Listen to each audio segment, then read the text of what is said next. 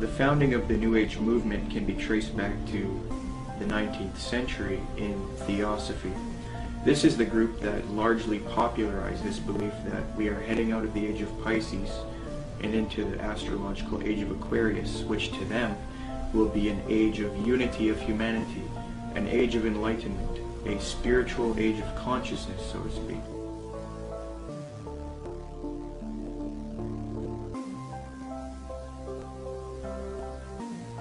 It's very clear, yes, there's going to be a one world, political, economic, religion, and this is what all the globalists, the elite, the high-level occultists, the high-level New World Order people, this is what they're wanting. This is what the Bible pretty much clearly predicts as well.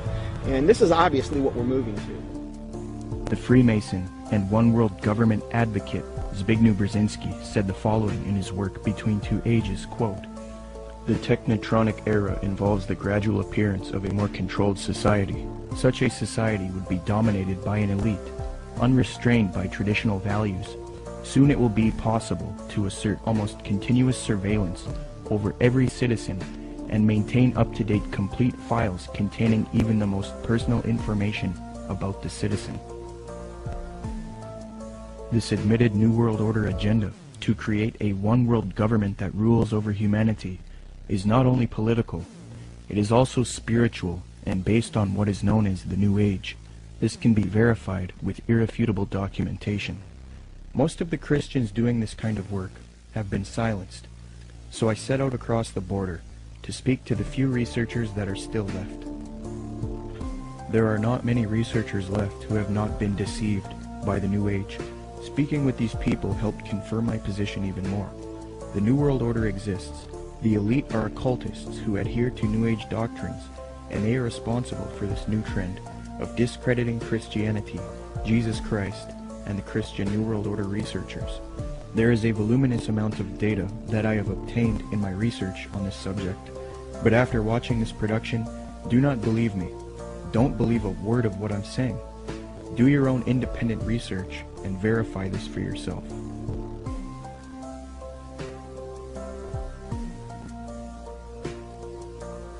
The very word secrecy is repugnant in a free and open society, and we are, as a people, inherently and historically opposed to secret societies, to secret oaths, and to secret proceedings. For we are opposed around the world by a monolithic and ruthless conspiracy. Here's the way they look at it. Here's their metaphor. Adam and Eve were held prisoner in the Garden of Eden by an unjust, cruel, and vindictive God.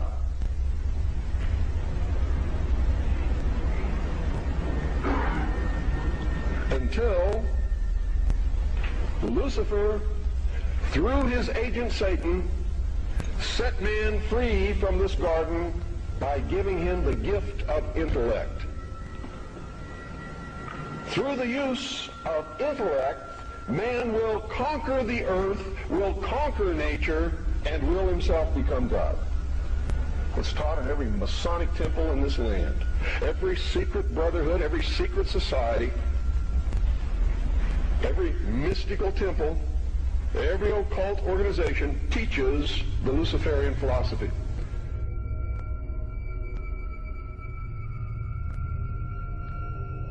To understand the New World Order and the New Age worldview, we must go back into history and examine its origins.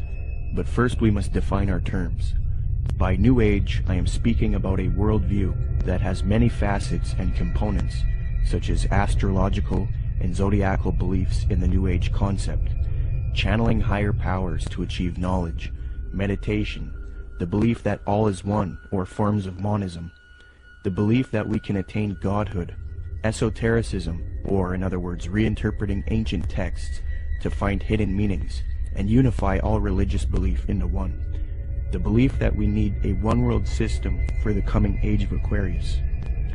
By New World Order, I am talking about a political agenda to create a one-world system, one-world government, one-world economy, unity of humanity into one organism, control over humanity, and submission of the masses.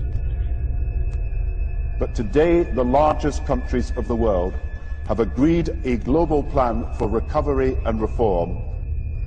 I think a new world order is emerging, and with it the foundations of a new and progressive era of international cooperation.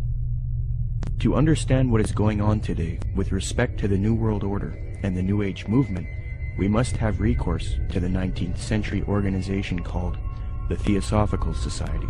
This organization in particular, among others, is largely responsible for the modern New Age movement and the political doctrine known as the New World Order. The founder of this organization was a woman named Helena Petrovna Blavatsky. Born August 12, 1831, Helena Blavatsky was very interested early in her life in the supernatural and the mythological. From 1848 to 1858, Blavatsky would travel the world to ascertain an understanding of the religious traditions of the world. She claimed to have traveled to South America, Egypt, Canada, France, Greece, Mexico, Tibet, India, Germany, and England during this time. It is said that during this travel she learned many mysteries, secrets, and occult knowledge from every walk of life. With all of this new esoteric information in her mind, she moved to New York in 1873. Then in 1875, she formed an occult organization called the Theosophical Society. She founded this society with two men, Colonel Henry Steele Olcott and William Quan Judge. According to Olcott, Theosophy already had thousands of members and branches all over the world by 1885. After New York, Blavatsky and Olcott established the Theosophical headquarters in India, and the membership roster grew increasingly as time went on. Blavatsky's influence came from her writings. Her first book was entitled Isis Unveiled, published in 1877. She started a magazine in 1887 called Lucifer Magazine. Her principal work, The Secret Doctrine, was then published in 1888. She then wrote The Key to Theosophy and The Voice of Silence. These works are now famous, and contained in these writings are the doctrines that helped mold the New Age movement to what it is today. It is said that part of Blavatsky's book, The Secret Doctrine, was channeled to her through an ascended master or highly evolved being called Kuthumi, who spoke to her. Belief in these ascended masters who communicate to humanity is very crucial when studying the New Age. We will look at that doctrine later. The age concept that says humanity is leaving the age of Pisces and entering the golden era or age of Aquarius was popularized by Blavatsky. She taught Theosophists, at any rate, some of them who understand the hidden meaning of the universally expected avatars, messiahs, socioshis, and Christs, know that it is no end of the world, but the consummation of the age, i.e. the close of a cycle, which is now fast approaching. Again, the messianic cycle of the man connected with Pisces. It is a cycle, historical, and not very long, but very occult, lasting about 2,155 solar years. It occurred 2,410 and 255 BC, or when the equinox entered into the sign of Ram, and again into that of Pisces.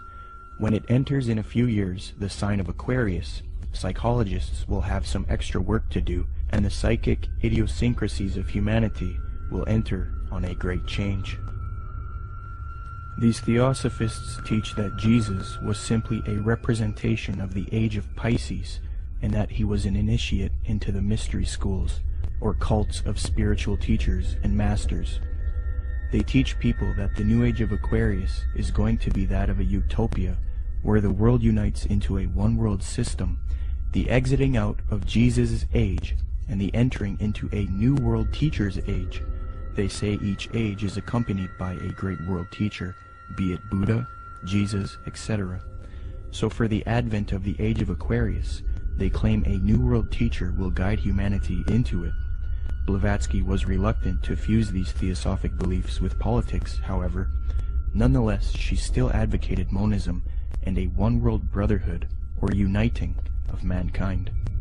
In Blavatsky's book, The Key to Theosophy, she lists three main goals of theosophy: universal brotherhood of humanity without distinction of race, color, or creed; to promote the study of the world's religions, and to investigate the hidden mysteries of nature. As time went on, Theosophy got very popular. Many prominent figures would join the Theosophical Society from all over the world, and many popular doctrines of today's New Age movement would be molded and shaped by them.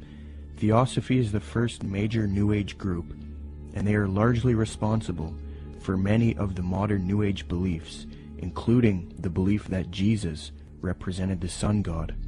After studying the occult and the esoteric in depth, I have come to the conclusion that the Zeitgeist movement and the Zeitgeist films are based on Theosophy, Freemasonry, and the New Age.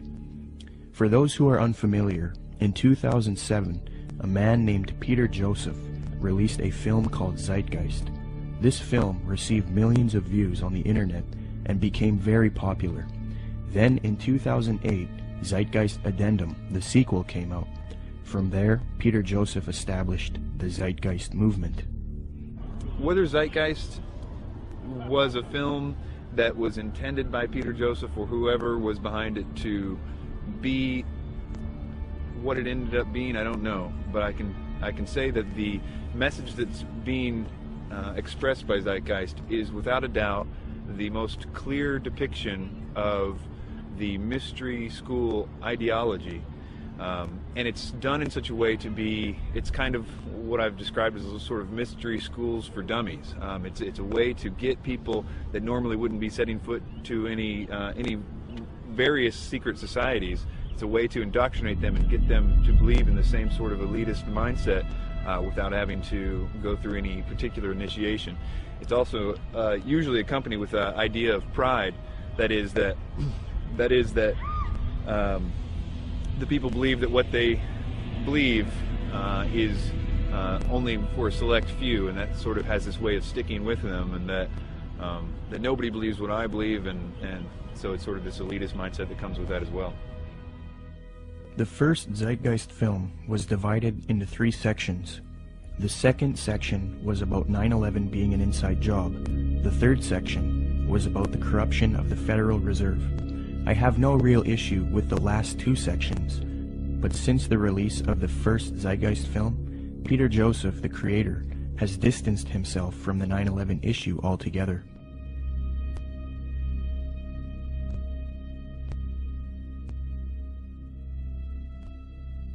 This makes me wonder if the only reason he spoke about 9/11 in the first film was to get the 9/11 Truth movement on board with his agenda. The first section of the film is what I have an issue with. Contained in this section is the modern belief system of the New Age movement, the Theosophical Society, and Freemasonry. With the Zeitgeist, it's, Satan's good at what he does, bottom line. And the first one, what they do is they come right out, and in the first segment, I think the first 38 minutes, they just go after Jesus Christ, his deity.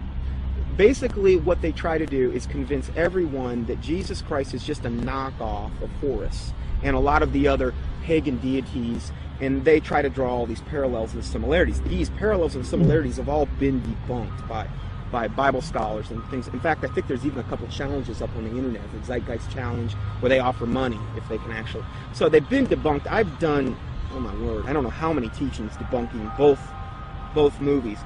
But if somebody were to see that for the first time and not know any different, oh, hey, it sounds convincing, sounds, this or that.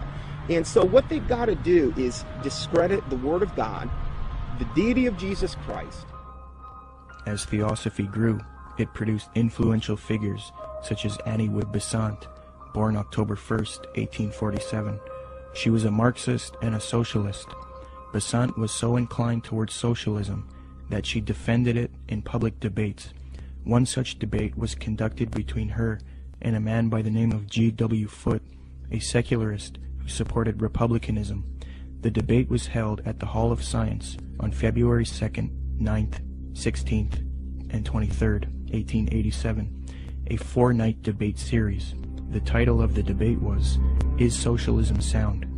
Angelique Richardson and Chris Willis from the University of London Institute for English Studies When commenting on Besant's worldview, note, quote, "The socialist feminist Annie Besant joined the Marxist-based Social Democrat Federation, SDF, in the 1880s. Annie Besant met the founder of Theosophy, Helena Blavatsky, in 1890, and she quickly read Blavatsky's material. Besant recorded her first acquaintance with Blavatsky. She wrote, quote, "I was standing with my hand in her firm grip and looking for the first time in this life straight into the eyes of HPB. We rose to go, and for a moment veil lifted, and two brilliant, piercing eyes met mine, and with a yearning throb in the voice, 'Oh, my dear Mrs. Besant, if you would only come with us.' I said a commonplace, polite goodbye, and turned away with some inanely courteous and evasive remark. 'Child,' she said to me long afterwards, 'your pride is terrible. You are as proud as Lucifer himself.'" Besant would get involved with the secret society known as Freemasonry. In 1902, she established the International Order of Co-Freemasonry, and then set up lodges all over the world with theosophic underpinnings. Theosophy, Freemasonry, and Marxism are all connected with the New Age movement. Besant would become president of the Theosophical Society in 1908. As I give you the history and lay the framework for the origins of the modern New World Order ideology and the New Age movement, it is important to note the role of Freemasonry. As previously noted, Theosophy and Freemasonry were somewhat affiliated in the late 19th century. In fact, Helena Blavatsky received an honorary degree of Apprentice Companion, Perfect Mistress, Sublime Elect Scotch Lady, from the Rite of Adoption. She was awarded with these titles by the 33rd degree Freemasons John Yarker, M. Kaspari, and A.D. Lowenstock. Here is a reprint of the Masonic certificate that Blavatsky received.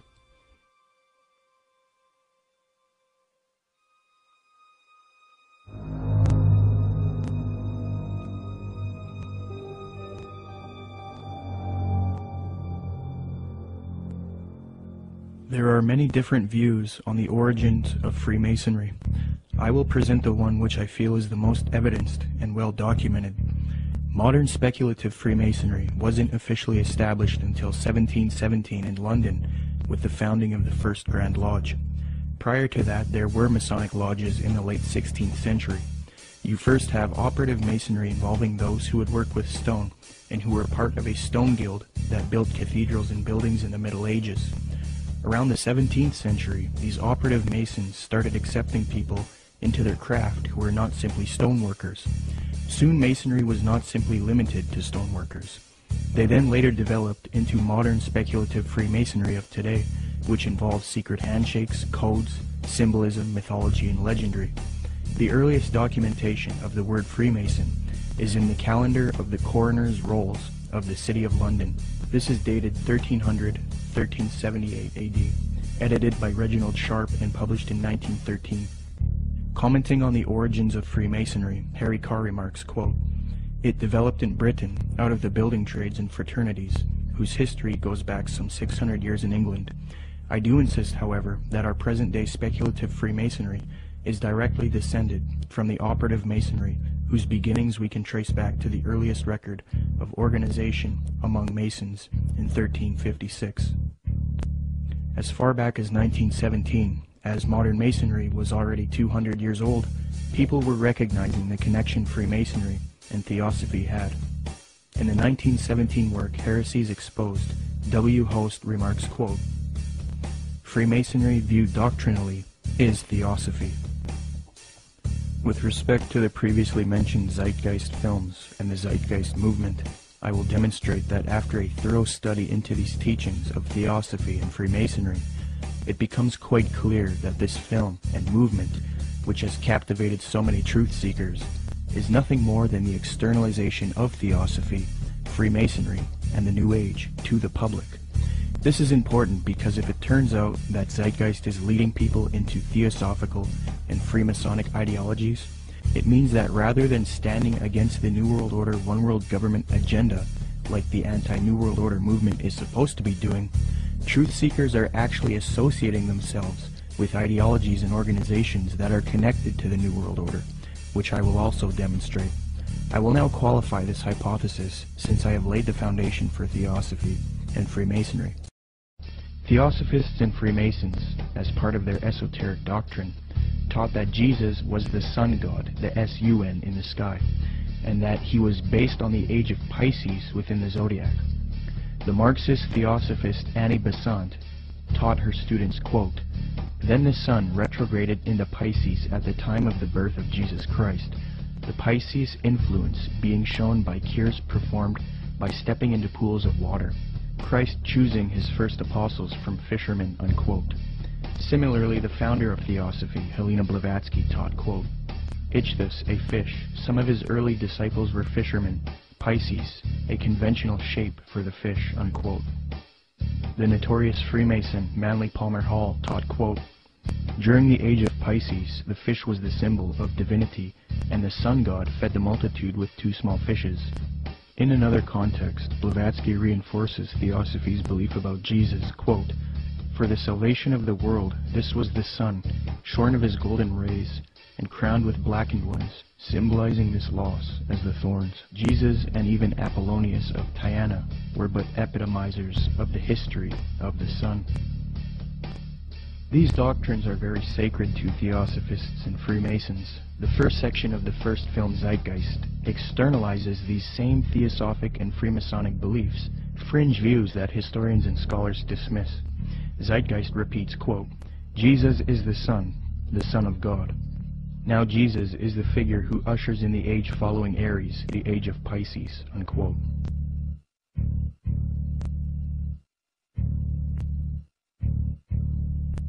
Now, noticing these parallels, one might think that Peter Joseph, the creator of Zeitgeist, was ignorant of the fact that he was indoctrinating people into Theosophic and Freemasonic ideologies.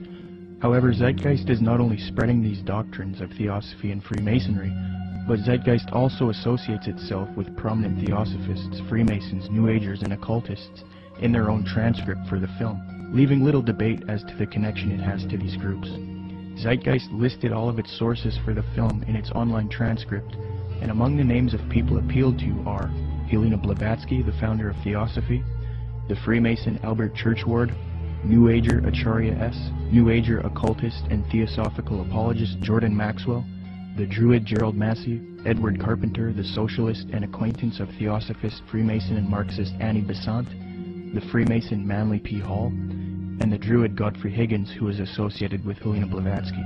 The fact that Zeitgeist chooses to associate itself with these prominent Freemasons, Theosophists, New Agers, and occultists shows us why the truth movement should avoid them. It is a well-known fact that these same esoteric organizations have openly stated that they wish to indoctrinate the public with their esoteric religious ideas and externalize their views to humanity, eventually resulting in a new world order for the age of Aquarius, which they all await with anticipation. Let me qualify this.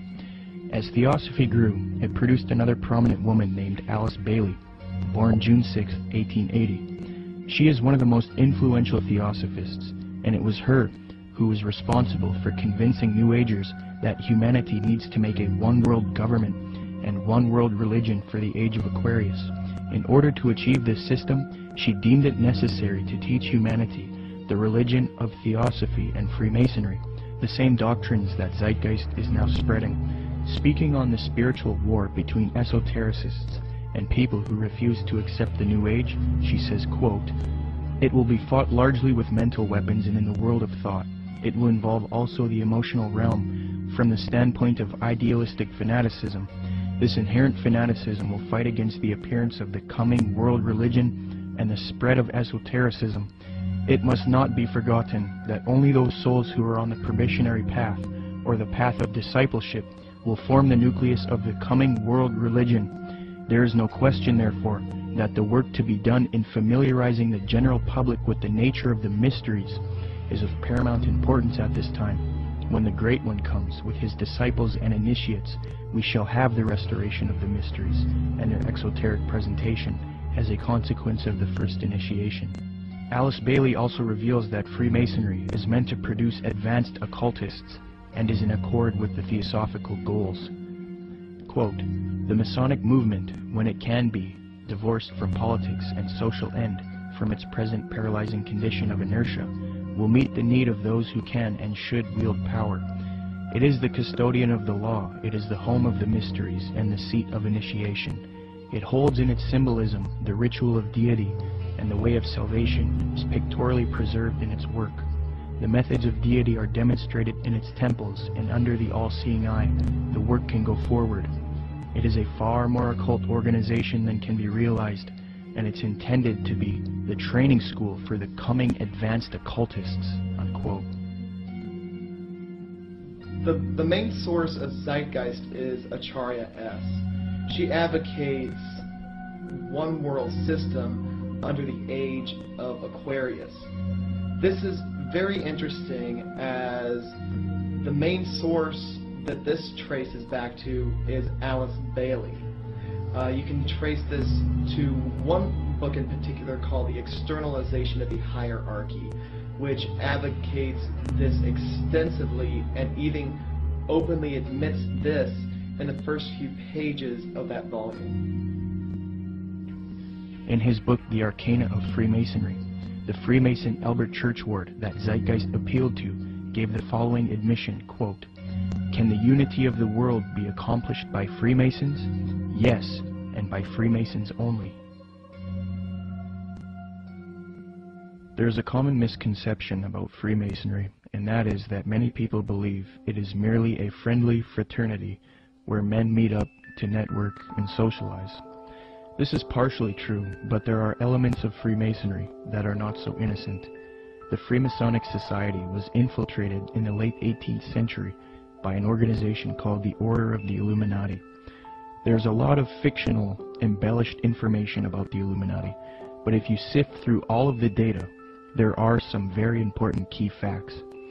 All historians will grant that the Illuminati certainly existed in Bavaria, Germany, and that it was founded in 1776 by a man named Adam Weishaupt. This organization was a type of revolutionary organization that sought political and societal reform. The order grew and became very popular.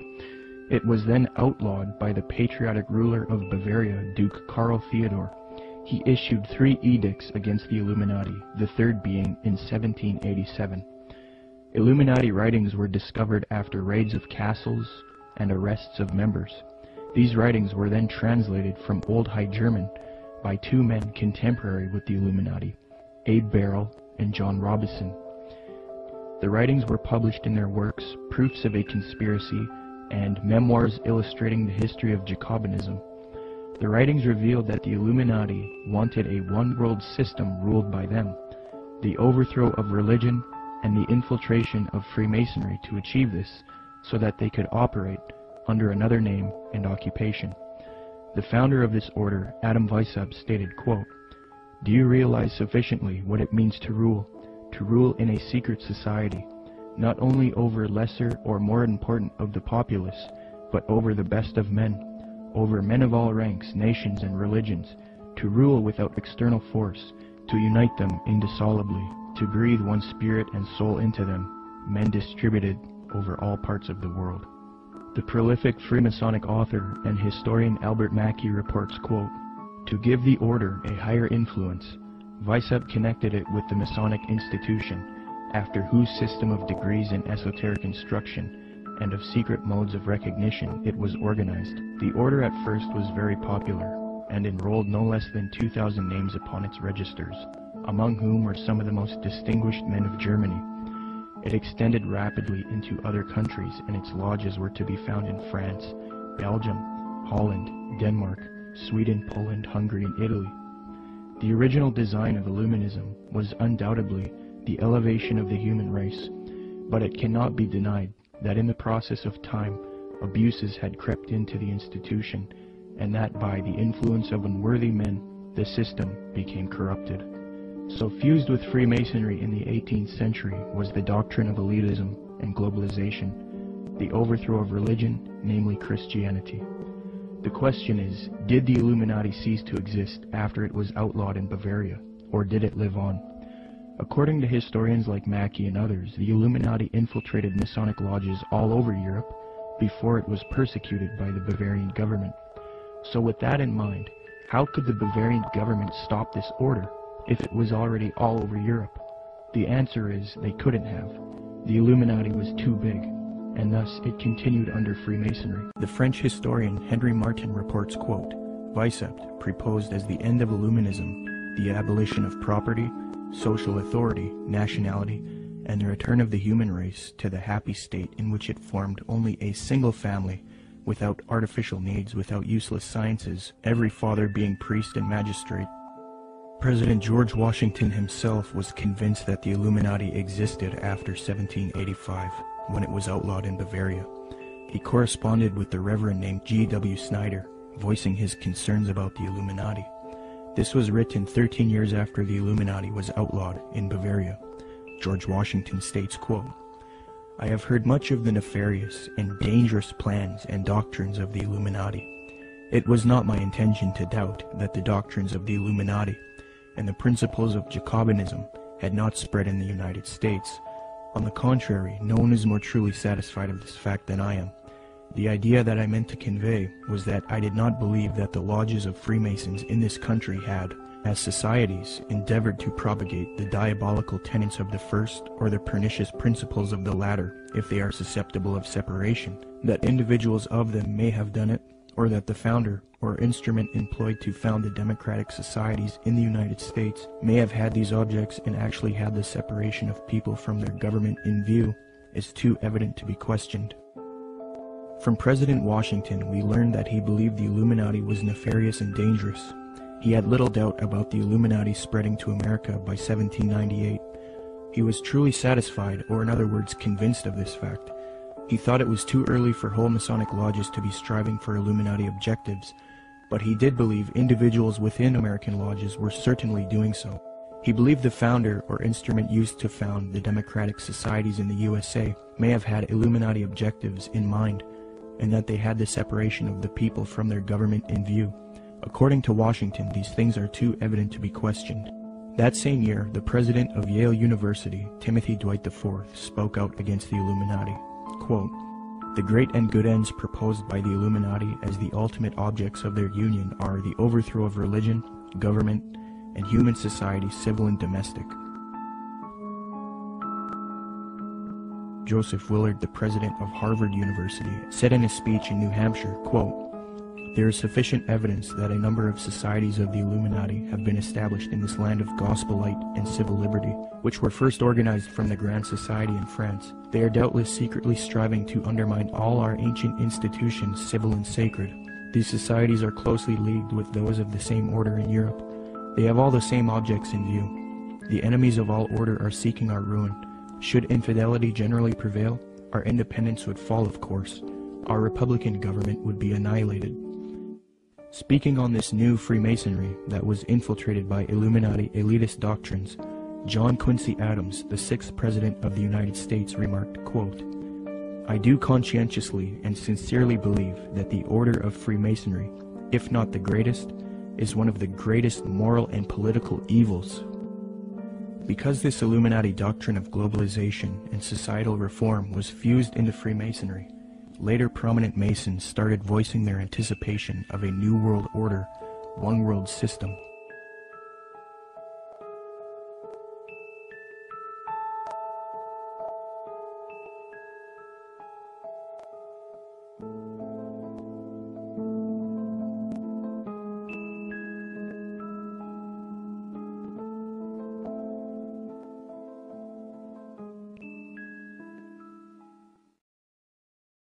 Freemasonry is just one of many ways to get people into the occult.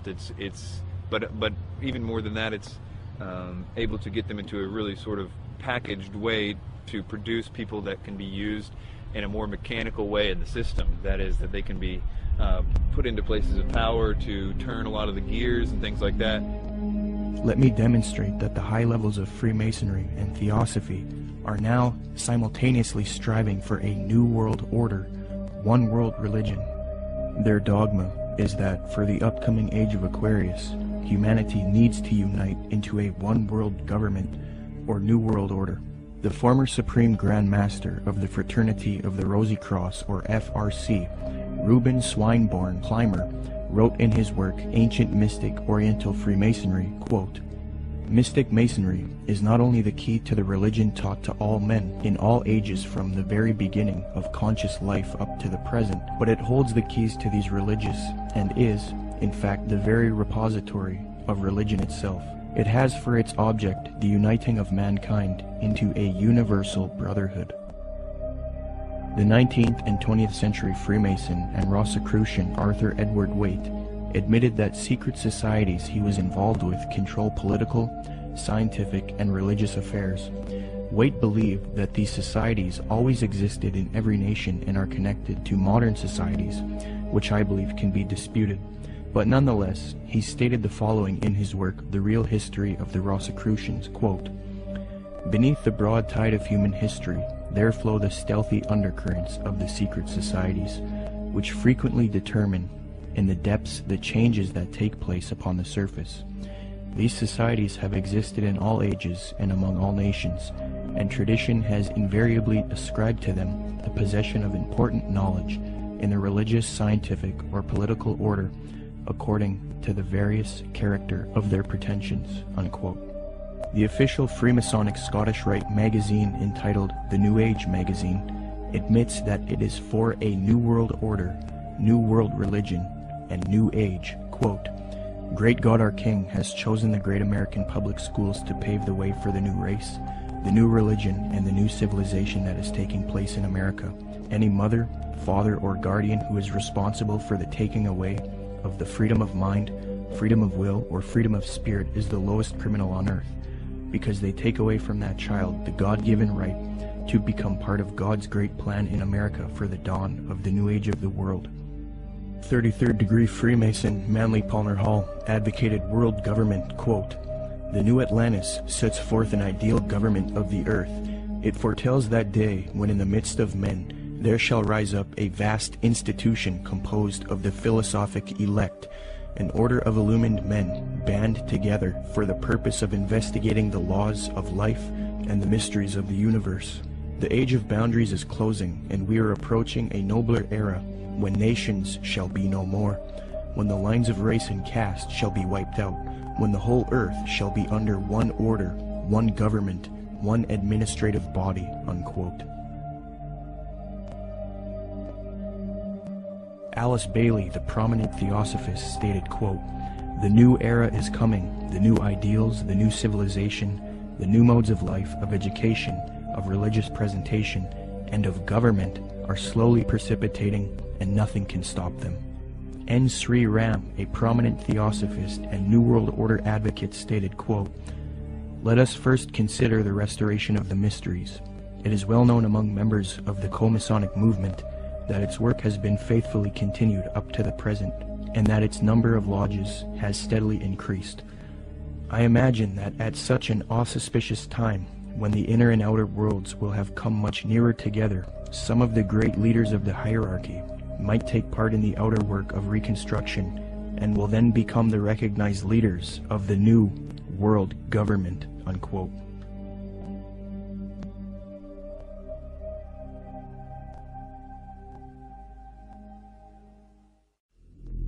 Now, this was written by Manly P. Hall.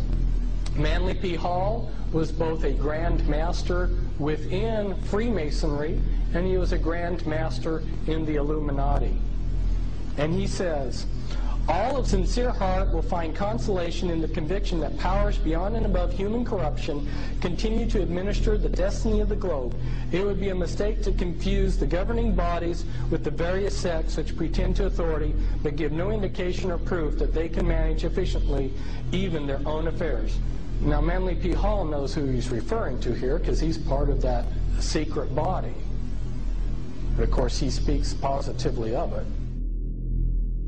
The Zeitgeist films and movement have more ties to Theosophy and Freemasonry. At just 2 minutes into the second Zeitgeist film, Zeitgeist Addendum, a lecture of a man by the name of Jiddu Krishnamurti is played. Jiddu spent much of his childhood in southern India. Jiddu's father was a member of the Theosophical Society in southern India. When Jiddu was a boy, he was discovered by the Theosophist C.W. Ledbetter. Ledbetter was a man who was brought up on charges of immoral behavior with young boys, yet he still had a close relationship with the president of Theosophy, Annie Besant.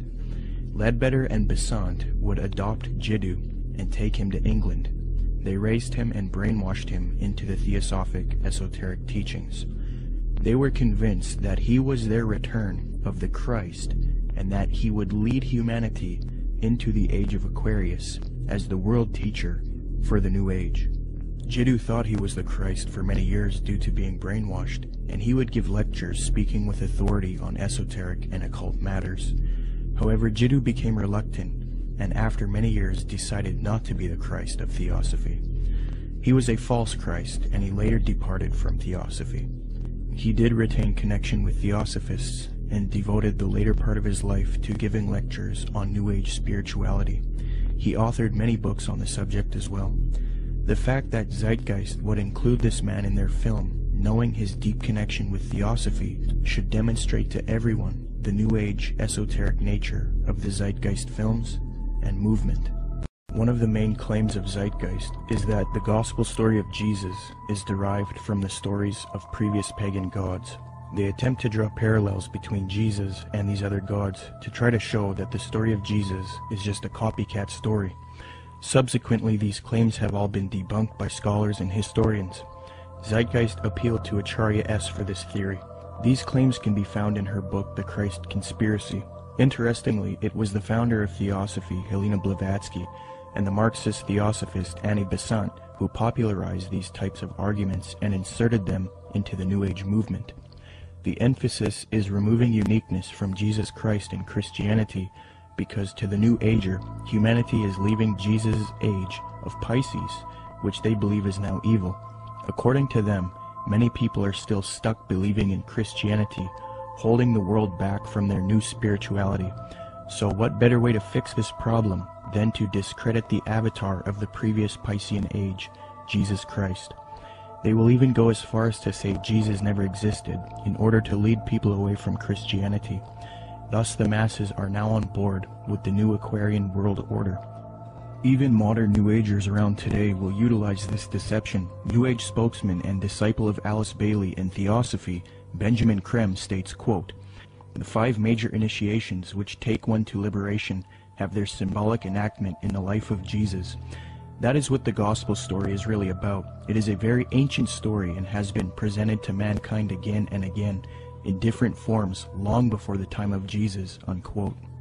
When one compares Acharya S.'s book The Christ Conspiracy to Helena Blavatsky's book Isis Unveiled Volume 2, it becomes quite clear where Acharya got much of her material. For extensive rebuttals to this copycat thesis, see the following books, videos, and articles. The 3 things that Zeitgeist adopts from Theosophy and Freemasonry with respect to theology are 1. The belief that the story of Jesus was copied from other religions, 2. That Jesus is a representation of the sun, and 3.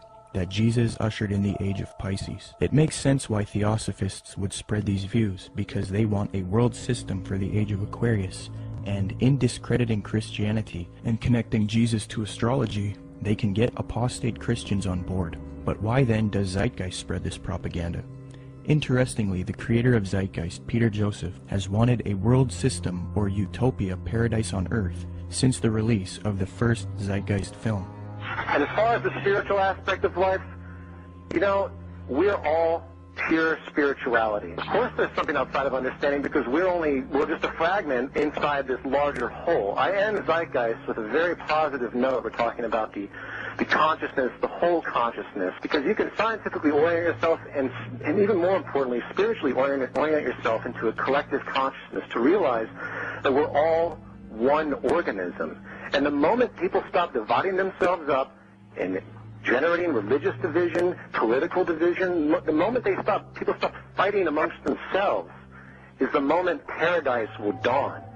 Similarly, Zeitgeist's main source, Acharya S., has advocated the New Age of Aquarius that the elitist Theosophists and Freemasons await in her 1999 work, The Christ Conspiracy, quote, "But the future is now, and the maneuvers are being unveiled. As far as Christianity's role in this new age," Carpenter states, quote, Christianity, therefore, as I say, must either now come frankly forward and acknowledge its parentage from the great order of the past, seek to rehabilitate that, and carry mankind one step forward in the path of evolution, or else it must perish. There is no alternative. Despite the vilification of the so-called New Age movement, the fact is that we are entering into a new age. The age referred to in the gospel tale is that of Pisces, and through contrivance and duplicity, coercion and slaughter, the fish god Jesus, the Piscean solar avatar, has indeed been with us. But now it is the close of the age, and his time is over. As Hancock says, we live today in an astrological no man's land, at the end of the age of Pisces, on the threshold of the new age of Aquarius. Traditionally, these times of transition between one age and the next have been regarded as ill-omened. Ill-omened verily, as the ongoing destruction of the earth and the endless warfare over ideology will indeed produce the Armageddon so long awaited and planned by those who cannot live for today but must look towards an afterlife. By realizing the cultural unity revealed behind the Christ conspiracy, however, humanity can pull together and prevent this fall to create a better world. 75 years before Zeitgeist's main source Acharya S. penned that admission, the former president of Theosophy, Annie Besant, wrote something almost exactly the same, quote, "The equinox will reach the sign of Aquarius, coinciding the great cycle of influence. We can indeed hope to put a complete end to all the influence of the past cycle, with its tyranny, slavery, war, and cruelty. This is one of the great transitional epochs, and the karma before humanity as a whole, and to every group in particular, is to reform itself from slavery, female subjection, war, and cruelty, and establish a civilization based on humanness and interest in spiritual matters." New Age author Gail Fairfield explains what is expected for the supposed upcoming age of Aquarius. She states, quote, "The sign of Aquarius is the sign of focused concepts. It concentrates intently on developing its ideas and then applies them to the betterment of humankind. It has talent for rapidly correlating all the information available into a political, ethical, spiritual, technological system. Aquarius creates optimal features for individuals and for humanity because it needs alternatives, possibilities, and something to move towards. Overall, Aquarius is a reformer and visionary working to create its utopia." Unquote. Isn't it interesting that right after Zeitgeist promoted the Aquarian New Age concepts in the first Zeitgeist film, the second film, Zeitgeist Addendum, then goes on to convince its followers to strive for a similar Aquarian one-world system, New World Order, called the Venus Project. Indeed, the solution offered by the film Zeitgeist Addendum is that humanity needs to unite into the very same thing that Theosophy and Freemasonry wants it to unite into. A one-world universal esoteric brotherhood of humanity. A new world order. I think that the coming new system that the occultists speak of it's really crucial to understand that what they're talking about is not going to look like what we think the New World Order's control grid will look like. They believe that the utopia will be one of a spiritual utopia, one that's free of wars and religion. It's easy for a lot of people to have idealistic views about it. They're going to make it sound wonderful, which is what like the Zeitgeist Addendum particularly does in the second part, where they talk about, oh, we're going to like, you know, have free energy, we're going to provide your needs. There's been talk about erasing all debts. That's more the Venus Project is more what is it Jacques Vallée? Jacques Fresco. That's more what he's into. Okay, this is his utopian approach to the New World Order, where I literally heard him say on the addendum, where he said, "We'll have no laws.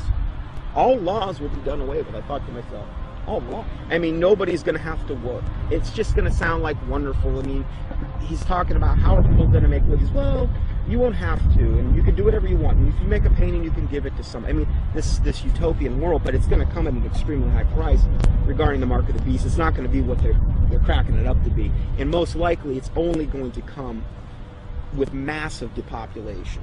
And they're going to probably try to pull that off a number of different ways. But you have the Zeitgeist, this utopian approach, and then you also have the way the Ascended Master, some of the Ascended Masters say, will be done through a project called Nasera, which, you know, is very similar in what the Zeitgeist Addenda talks about. It's just kind of a different flavor of it all.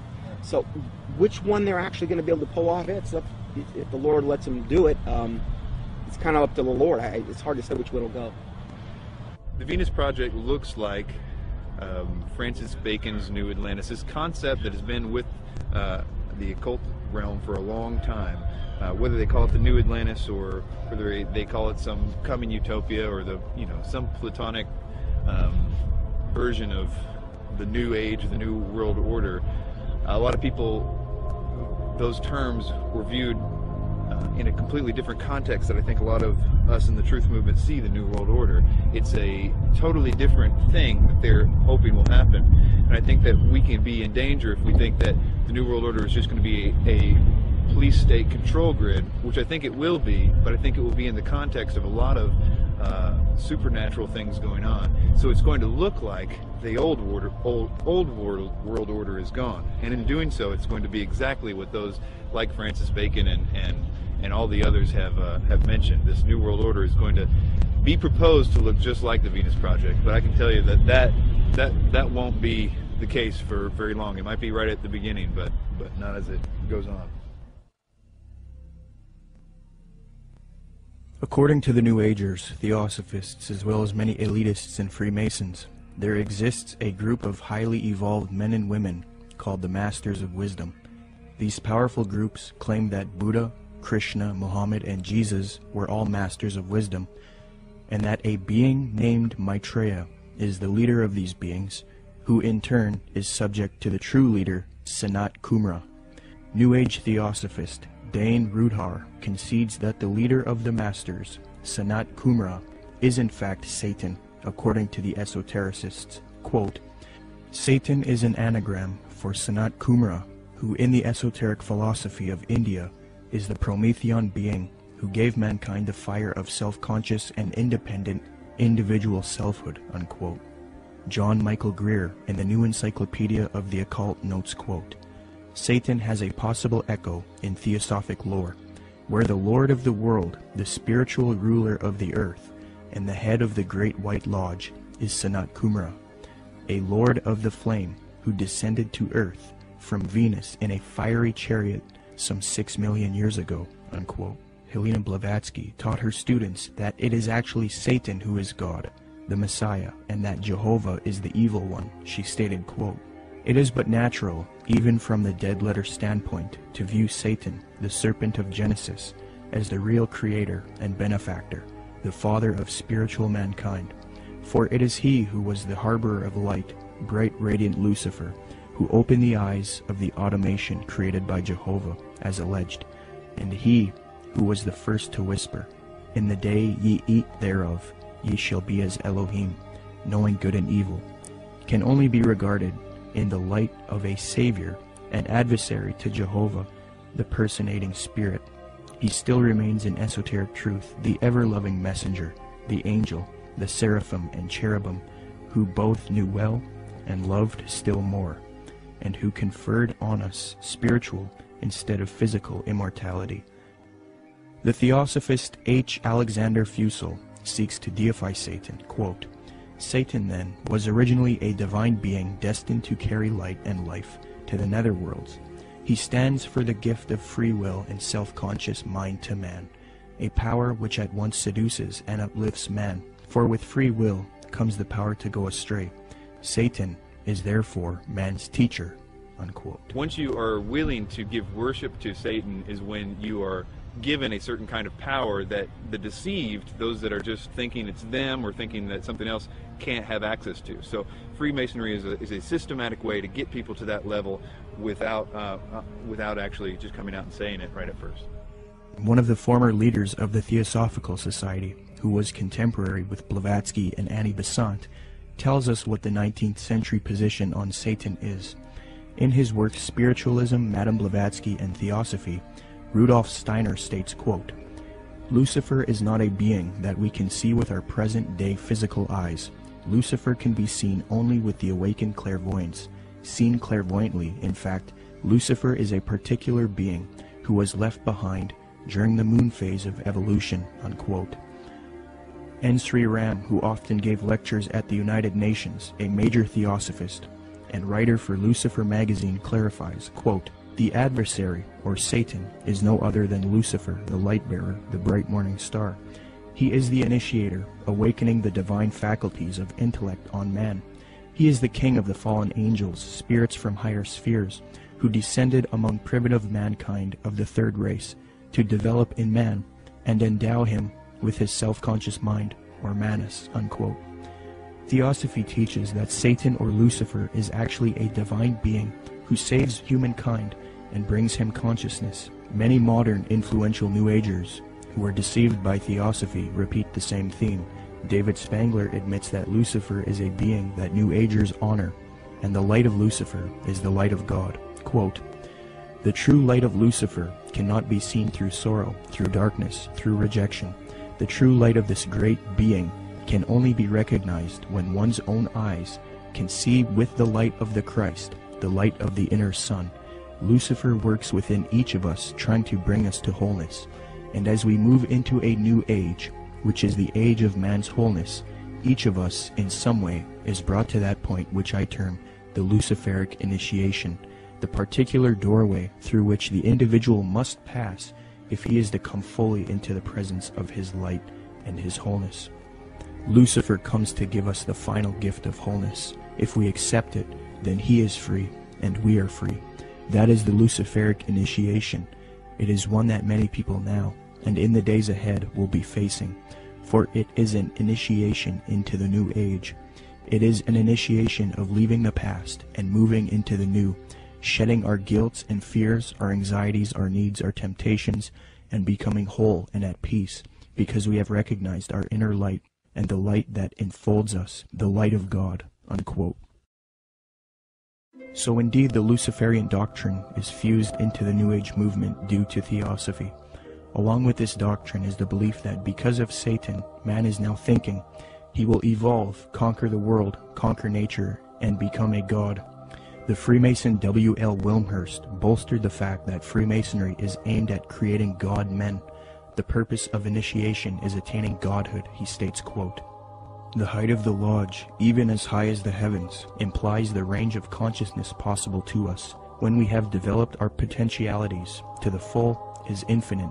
Man who has sprung from the earth and developed through the lower kingdoms of nature to his present rational state has yet to complete his evolution by becoming a godlike being and unifying his consciousness with the omniscient, to promote which is and always has been the sole aim and purpose of all initiation," unquote.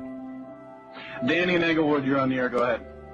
Yeah, you're going to take this the wrong way, Peter J., director of Zeitgeist, but what you just said sounds exactly like Satanism.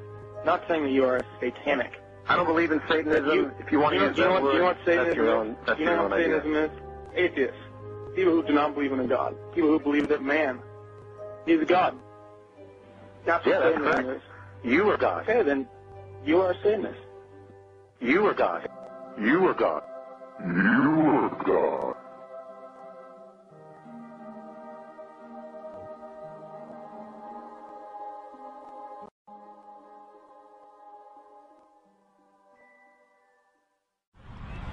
Okay, can you tell us about Benjamin Creme, Maitreya, and the Ascended Masters? Okay, well, Benjamin Creme was born in 1922, and in 1959 he was contacted by one of the masters, Ascended Masters. They don't really get real specific who actually contacted them first, but what they did is asked him if he wanted to participate in this coming, where he would actually talk about and be kind of like the John the Baptist for the coming Maitreya, as they called him. And he accepted, and in 1975 he started Share International, which is kind of like the mouthpiece for who they call Lord Maitreya. And in 1977, Maitreya actually made, according to them, his physical appearance, where he came from the Himalayas, and supposedly he occupied a body, came in on a plane from the Himalayas, and they even used that whole thing about him coming from the Himalayas in 1977 to say that this fulfills the Bible scriptures where it said he will come in the clouds, which is such a joke. But so Maitreya has really been, or Benjamin Creme has really been, like, again, the kind of like the false version of John the Baptist for Maitreya ever since, really. He's went around, lectured. He lectures at different and various occult groups. He lectures at Masonic halls and these types of things, places where he feels comfortable at. And he's been trying to herald in Maitreya for a long time. They've made many predictions where, they said, okay, he's most likely going to appear within this time frame, and most of the time they've just got everything wrong. So they'll say, well, he could appear any moment, but we don't really know when. The New Age religion, folks, is going to have a worldwide leader, a charismatic political and religious leader that they call Lord Maitreya. At least so far that's who they call him, or that's what they call him.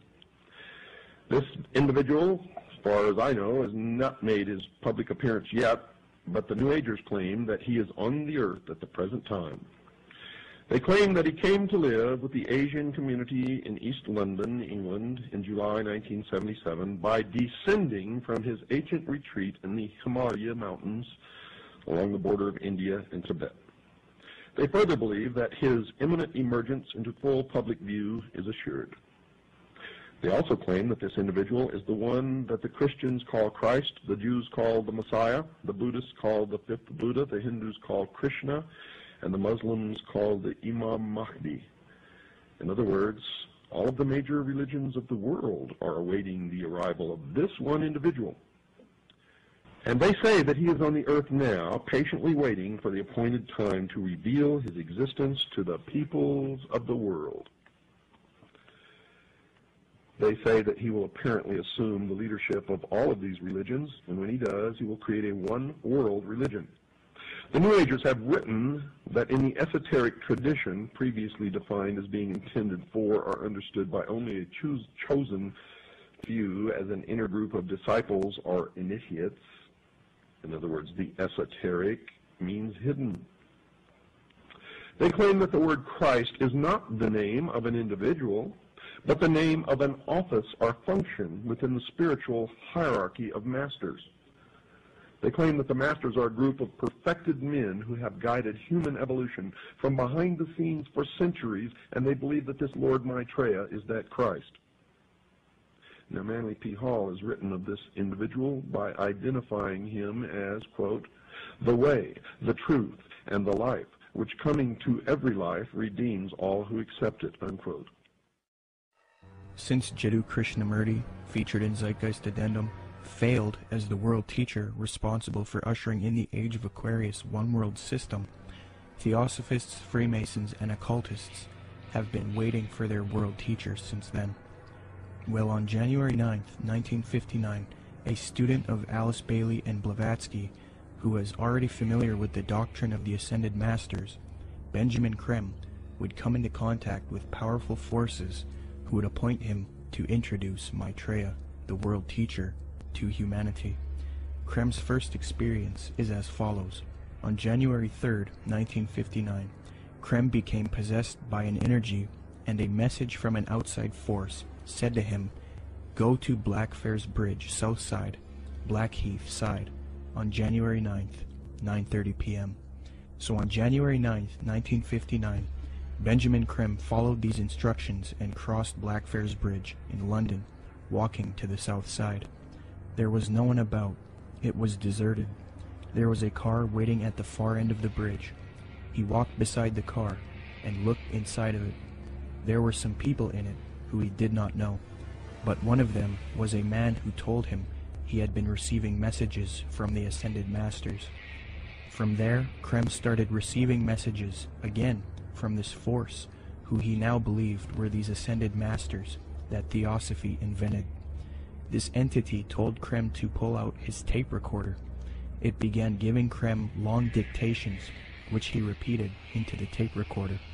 The entity said, "Now our master Maitreya himself has something important to tell you." Creme then claimed to be overshadowed by Maitreya this leader of the Ascended Masters. In a sense, he was possessed by Maitreya. Krem claims that the experience was that of total identification with everything and everybody in the world, a kind of universal experience such as he had never felt. He was filled with a foreign tremendous energy. Krem claimed to have seen a vision of himself in the future, as well as Maitreya, the world teacher, who ushers in the age of Aquarius, one world system. Later he was instructed that he would help introduce Maitreya to the world. Since then, Krem started an organization called Share International. They have a website as well. It is aimed at promoting Maitreya and the teachings of Theosophy and the New Age. Krem admitted that he was influenced by Helena Blavatsky and Alice Bailey. Quote, "To many today, this awareness includes the recognition of higher states of consciousness attained by those who make up the emerging spiritual kingdom, the masters and initiates of the world. Their existence was first revealed in modern time by H.P. Blavatsky, co-founder of the Theosophical Society, as long ago as 1875. A more detailed communication about the masters and their work was given by Alice A. Bailey between 1919 and 1949. In her book The Externalization of the Hierarchy, she revealed the existence of a planned return to physical plane work and activity by this group of enlightened men, which return, I submit, has already begun." I think that what Blavatsky wrote down, even by her own admission, was not written by a ascended master, and I don't think that ascended masters exist. She was being deceived. Regardless of what we think, we have to at least believe her and the others involved in the high levels of the Theosophic movement, that what they got, the core levels, their secret doctrine, was given to them by off-world entities. The research becomes, who are these off-world entities? And this is the other part of that research. Is what those entities said true or not? I understand that it's very poetic. It's very easy and seductive to believe, because when you read some of her stuff or some of the other stuff that's written directly from demonic entities, it's extremely seductive. We must understand that these beings are thousands of years older than us, and they're very smart. We're no match for them. The smartest of us are no match for the intellect of them, but their desire is to deceive us. So we are outmatched in this regard. So that's why it's seductive when we read it. The most current thing that they're doing right now has been since last December, this supposed star sign, which is really, again, they just try to knock off from the Bible as much as they possibly can. This is like a knockoff of the Star of Bethlehem in the Bible. And in that, they're saying that there's going to be these, what they call star-like luminaries in the sky. 4 of them that are in different quadrants of the earth. They're 5 times the size of a football field, according to them. And people are seeing these things, and they've got a whole, up on shareinternational.org, they've got a whole section devoted to this, where people are sending in pictures, there's stars, and what they are spaceships. That's what they're admitting to at this point. And more people are seeing them, but evidently this is going to be the thing that really, really heralds in Maitreya, up until they have the day of declaration when he makes his public emergence. And this is supposed to be on the major media? Yes. When he makes his big debut, what they've said is they've already secured an interview with a major U.S. TV network, and then one in Japan, I believe, as well. So during this time, he's going to, the day of declaration, supposedly he's going to basically telepathically communicate with masses and masses of people. They supposedly will hear them in their own language. They'll be able to comprehend him. Supposedly they'll feel this infinite love. And there will be many also supposed miraculous healings taking place around the world at the same time. And most likely, this day of declaration will come on the heels of some or multiple cataclysmic events, most likely the first thing being an economic meltdown, which is what he's predicted way back from the 90s. And what does Maitreya promise? What does he want to achieve? What are his goals? Well, you know, if you look at the word Share International, which is the name of the site, you know, if you read what he says, he wants the world resource sharing of the world. He doesn't want there to be any, supposedly, any inequalities of the world. you know, you look at what he says that he is. He says that he is the Christ that the Christians are expecting, the Messiah the Jews are expecting, the fifth Buddha the Buddhists are expecting, Krishna the Hindus are expecting, and Imam Mahdi that the Muslims. So he's kind of everything rolled up into one. He's like the total package. He's going to give and be able to unite and put all of the various and different religious systems, the major religious systems, all on the same page. And the Bible says that when the Antichrist comes, he's going to come with all lying power, signs, and wonders. And he's going to deceive the whole world by which the miracles that he's going to do. So he's taking credit for every single miracle that's going on right now, whether it's a Marian apparition, which would be to him the ascended Master Mary, because he's got a whole band of masters that he's going to be coming with. And so he's taking credit for everything. Every miracle that you're seeing going on in the world right now, whether it's a Catholic miracle, whether it's some type of energizing of water, whether it's some bleeding statue, whether it's, you know, some Hindu miracle, crosses of light, they've seen those in various churches. He's taking credit for all of that. And I think what we're going to see and what he says we're going to see, in fact, I just read this in their last report, Benjamin Kremlin said also with the UFO sightings, he says they're going to increase up until the time when he makes his emergence. And he's going to come on the scene. He's going to be able to explain all of this and try to put everybody on the same page. My personal belief is that the Antichrist, or the world teacher, will seem to actually be Christ, in the sense that he will seem to destroy some old system and some old bad leader. And I think that it will somehow be tied to, I don't know, this is my guess, but it will somehow be tied to some sort of fake or alien invasion or presence of some sort. I don't know if Maitreya fits all those characteristics, but I wouldn't doubt it for 1 minute if he was. My personal opinion is that Krim is somebody who is being talked to by entities and is doing what he's told to be doing. But you have to understand, a lot of times with people that are channeling entities like that, they oftentimes do and say things that don't come true, because the demons themselves don't know when. They're still on a timeline that they can't tell when something's going to happen. So they're always keeping something ready to happen in case when they finally can. So in the case of that, like if you look at the Blossom Goodchild thing and these ideas that were consistently put out by channel entities and things, it never came to pass because they don't have control over the timeline. They just have to always be ready.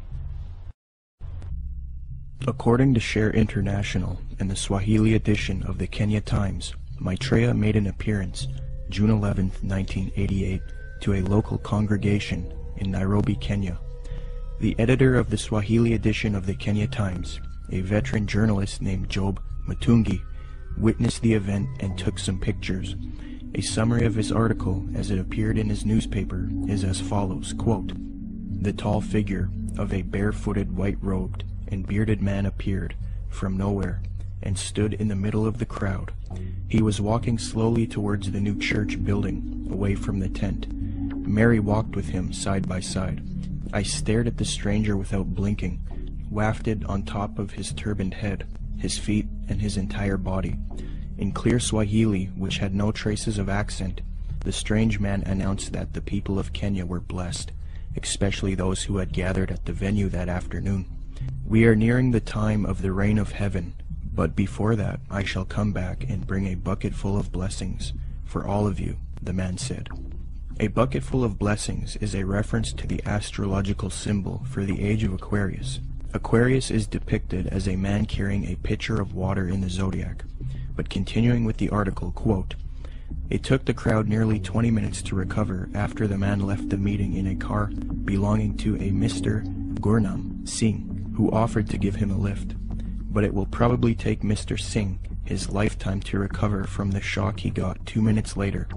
On reaching the bus terminus, the man informed Mr. Singh to stop the car. On getting out, he walked a few paces beside the road and simply vanished into thin air." New Age expert and attorney Constance Cumby, author of The Hidden Dangers of the Rainbow, had stumbled onto this Maitreya figure in her research in the 80s. Her book, published in 1983, was the first book to give a full expose on Maitreya and Benjamin Krem. On page 21, She notes a Denver Post interview conducted by Jack Kissling speaking to Benjamin Creme, quote, "Won't the advent of a single world religion annoy the hierarchies of all the current Orthodox religions?" I asked. "More than that," he said with a smile. "They will be shocked.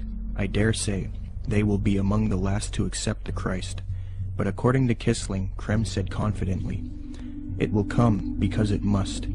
We will begin to live," he said, "as potential gods," unquote.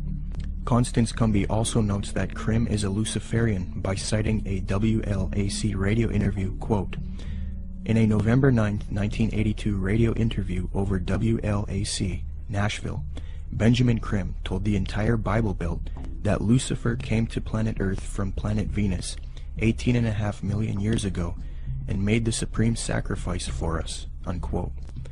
Constance Cumby had direct contact with Benjamin Creme face-to-face in Detroit, Michigan.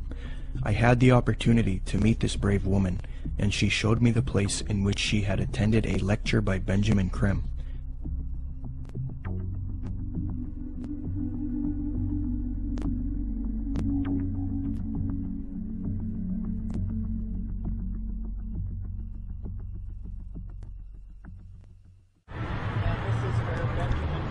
Spoke to a packed crowd November 4th, 1981,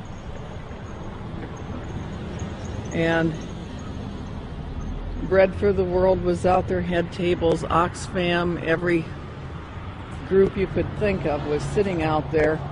They were passing out brochures. The brochure is reproduced in both of my books. Benjamin Creme came in. He gave some kind of a hand signal that looked something like that, and I thought at first he was waving to somebody, but the crowd appeared to flip into a trance.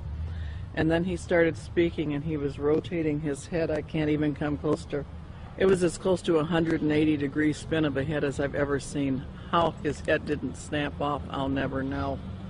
And then he started talking and laying out what they were doing, and the crowd was thoroughly under several degrees of hypnosis.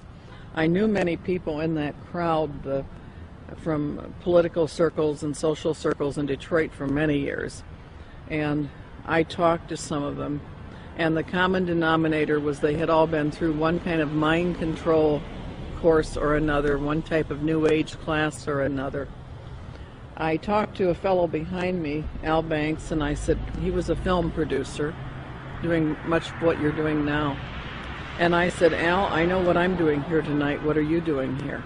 And he said, "Because, Connie," he said, "I'm taking a course in miracles at Unity." He said, "I've joined Unity. We're all required to take a spiritual growth class. I've taken a course in miracles. It was a class requirement that we be here tonight." And then he said, "You know, Connie, I would have thought a progressive person like you would have joined Unity a long time ago." Well, then I started explaining to him exactly why I haven't, and he snapped, the glaze snapped off his eyes for a little bit. He thanked me for telling him.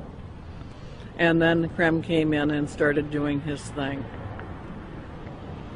And at the end of the evening, they had been promised an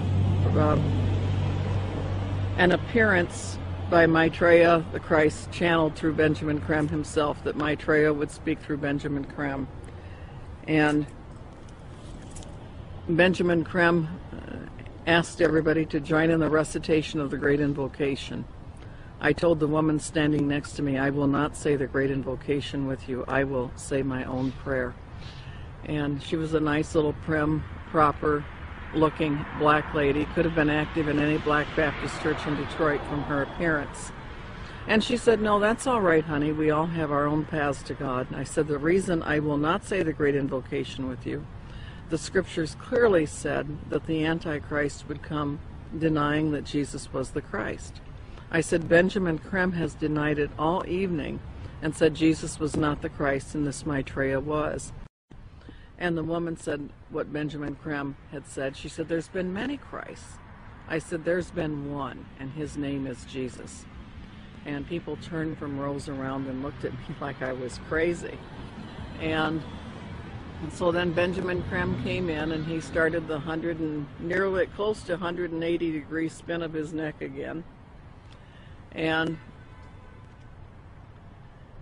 The crowd's hypnotic trance appeared to deepen, and he started out from the point of light within the mind of God, may light spring forth ever. And I went nice and clear, and I'll tell you, the acoustics in that building are wonderful. I said, Our Father, who art in heaven, hallowed be thy name.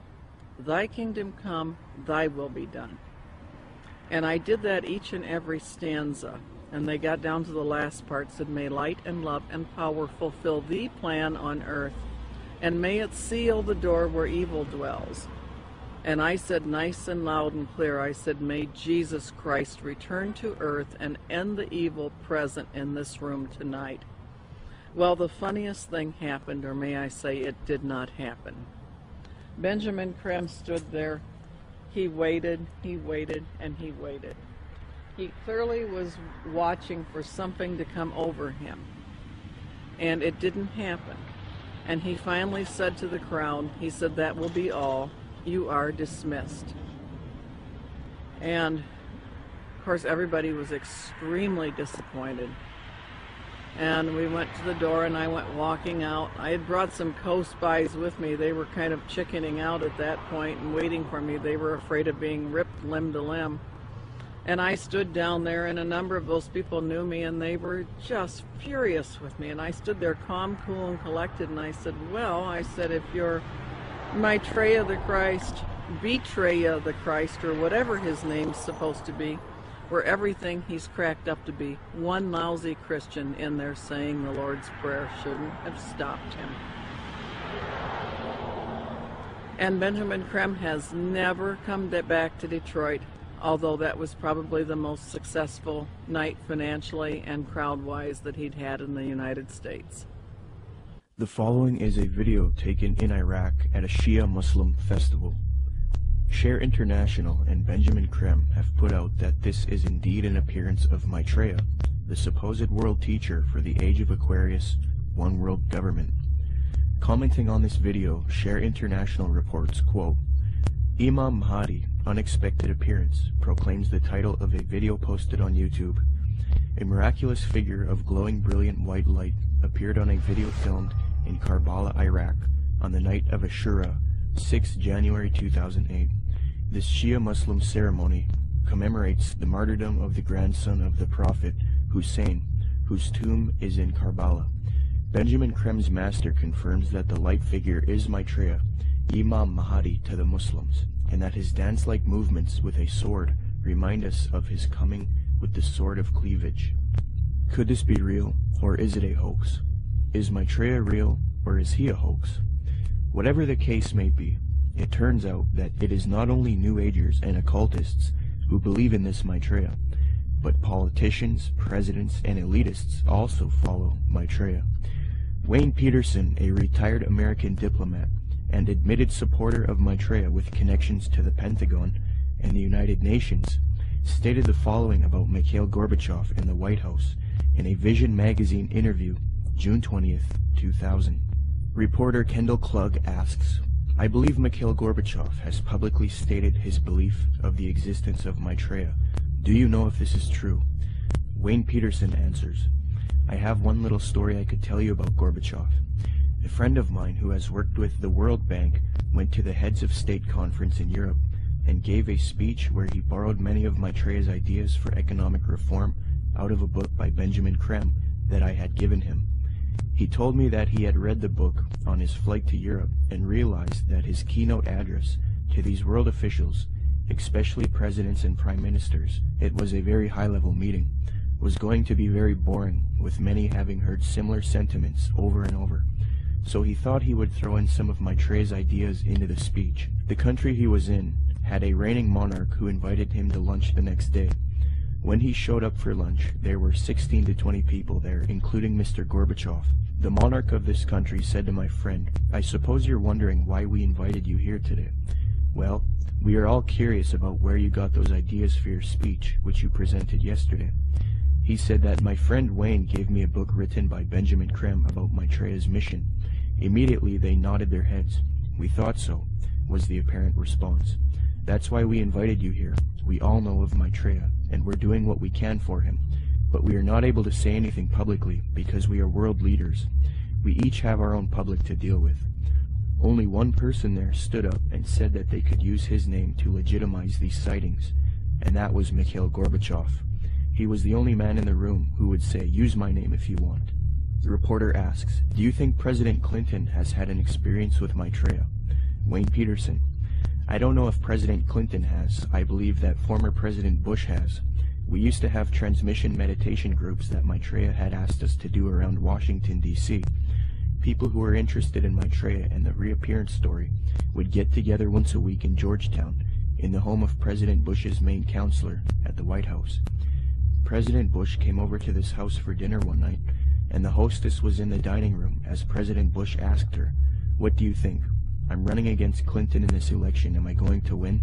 She said, 'No, Mr. President, you are not. Maitreya has already said that you are going to lose to Clinton.' Bush never challenged her, but merely said, 'Yeah.' He didn't ask who Maitreya was. He was very quiet, and then said, 'I think I've got to go now.' Benjamin Krem has said many times that he had heard from one of Maitreya's associates that Maitreya had appeared to Bush and that they had a discussion in the White House. So that incident with my meditation group seemed to confirm that Bush did in fact know of Maitreya.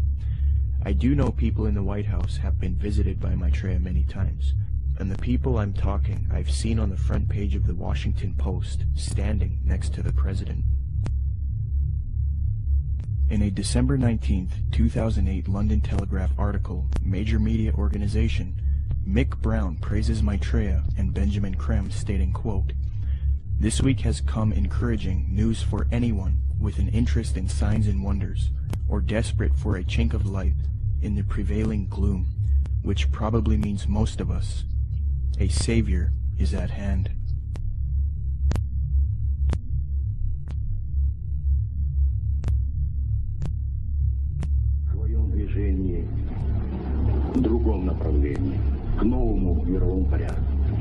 I think even that does not describe why the world has changed so much and why the world has turned so much toward a new world order and a new kind of civilization.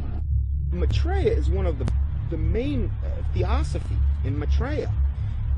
The whole UN movement, the whole Lucius Trust movement, world goodwill, they're going out of their way to try to discredit it and say, well, you know, Jesus, all he really was a disciple of Maitreya. He's still a disciple of Maitreya. Maitreya is over him, and Jesus, they believe what happened is Jesus heralded in the age of Pisces. Now what we're going to be doing is now we need to herald in the age of Aquarius. This is where the New World Order comes in, and this is what Maitreya is going to bring. So we're going to de-emphasize Jesus, and we're going to move over to Maitreya. Jesus is just a disciple of Maitreya anyway, according to them.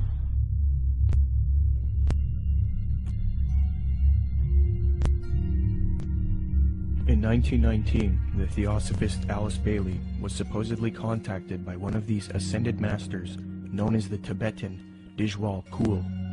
From 1919 to 1949, Bailey would write 24 books, and according to her, she would do automatic writing, a new age way of channeling and letting the force write for you. Bailey would create Lucifer Publishing, which would distribute the works of Helena Blavatsky and the Theosophical Society. She would later change the name to Lucius Trust because Lucifer Publishing was too controversial. Lucius Trust evolved into a large New Age organization, and it is still active today. Lucius Trust is also directly associated with the United Nations. According to the United Nations International Geneva Yearbook 2009, quote, "The Lucius Trust is recognized by the United Nations as a non-governmental organization and is represented at regular briefing sessions at UN headquarters. The Lucius Trust is on the roster of the United Nations Economic and Social Council." Thus, Theosophy and the New Age are now fused into the United Nations, which gives a medium for the New Age agenda to unfold. The aim of corrupt organizations like Lucius Trust and the UN is to create a one-world government, New World Order, which is in accord with the supposed Age of Aquarius. Many high-level elitists have voiced their approval for such a system. Donald Keyes is a high-level New Age leader. Humanity, says Keyes, is, quote, "on the verge of something entirely new, a further evolutionary step unlike any other, the emergence of the first global civilization. David Rockefeller, the owner of the Chase Manhattan Bank, called for a new world order openly in his book Memoirs, quote, "For more than a century, ideological extremists at either end of the political spectrum have seized upon well-publicized incidents, such as my encounter with Castro, to attack the Rockefeller family for their inordinate influence they claim we wield over American political and economic institutions. Some even believe we are part of a secret cabal working against the best interests of the United States, characterizing my family and me as internationalists, and of conspiring with others around the world to build a more integrated global political and economic structure. One world, if you will. If that's the charge, I stand guilty, and I am proud of it," unquote.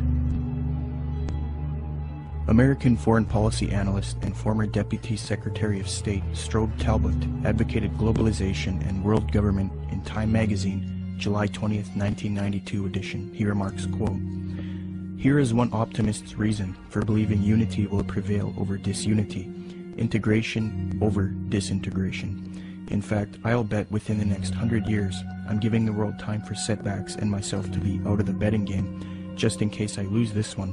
Nationhood as we know it will be obsolete. All states will recognize a single global authority. A phrase briefly fashionable in the mid-20th century, citizen of the world, will have assumed real meaning by the end of the 21st. All countries are basically social arrangements, accommodations to changing circumstances, no matter how permanent and even sacred they may seem at any one time. In fact, they are all artificial and temporary," unquote. Mikhail Gorbachev, previously noted, stated, quote, "The threat of environmental crisis will be the international disaster key that will unlock the New World Order," unquote. Gorbachev also remarked, quote, "We are moving toward a new world order, the world of communism. We shall never turn off that road," unquote. New Ager and student of Alice Bailey, Robert Mueller, former Secretary General of the United Nations, gave this frightening admission, quote, "We must move as quickly as possible to a one-world government, a one-world religion, under a one-world leader," unquote. The esoteric zeitgeist movement promotes a world system, resource-based economy with absolutely no money, a technotronic society where machines play a big role. The zeitgeist movement seeks to grow out of capitalism, free markets, profit motive, and scarcity, which they believe are responsible for aberrant behavior. Many people have concluded that the zeitgeist utopian system is socialistic and communistic. For example, after watching Zeitgeist Addendum, author and political lecturer G. Edward Griffin was convinced that Zeitgeist is advocating a Marxist socialist world system. He states, quote, "Perhaps the biggest insult to our intelligence is the main theme of the program. It is that profits are the root of all our problems today. That being the case, we must change mankind to reject profit, and we must work together on some other basis. It is never quite clear what that basis is, but whatever it is, it will be administered and directed by an elite group, at least in the beginning." I was stunned by the fact that this is pure Marxism. Marx theorized that people had to be re-educated in labor camps if necessary, to cleanse their minds of the profit motive. He and his disciples, such as Lenin and Stalin and Khrushchev, said that eventually the character of man would be purged of greed, and then the state would wither away because it no longer would be needed. Sure, we saw that in the Soviet Union and China, right? Yet this Marxist nonsense is exactly what is offered in this video program. It is communism without using the name. The enemy of mankind is not profit. It is a political system of big government. Yet this program is supportive of some of the most notable big government collectivists on the planet.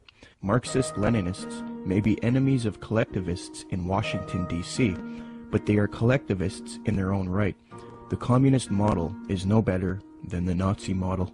Samuel Adams, a patriotic founding father of America, repudiated communist and socialist ideas. The utopian schemes of leveling, redistribution of wealth, and a community of goods, central ownership of the means of production and distribution, are as visionary and impractical as those which vest all property in the crown. These ideas are arbitrary, choices and actions which are done not by means of any underlying principle or logic, despotic, ruling with absolute political power, and in our government unconstitutional. When one does a comparison between Zeitgeist Addendum and the communist model, it becomes clear that Zeitgeist is in fact promoting communism. N.B. Godke, in the work Encyclopedic Dictionary of Economics, defines full communism based on the ideals of Marx and Engels and others as, quote, 1. Social wealth will be distributed according to human needs, meaning things that are scarce will be distributed first to those who need them the most. Zeitgeist proposes having an abundance of resources and no scarcity, and thus the idea of distributing wealth according to human needs is rendered obsolete. On this point, they have merely updated the communist model by eliminating scarcity. 2. The state will wither away as there is no need for coercion. The state does nothing because there is no state. There is no state. 3. Social classes will not exist. Zeitgeist states, the process which has been going on for centuries, if not millennia, religion, patriotism, race, wealth, class, and every other form of arbitrary separatist identification, thus conceived, has served to create a controlled population utterly malleable in the hands of the few. 4. It will be a moneyless economy. Zeitgeist's associate Jacques Fresco states the system uses no money. 5. It will be a command economy. In other words, government planners decide which goods and services are produced and how they are distributed.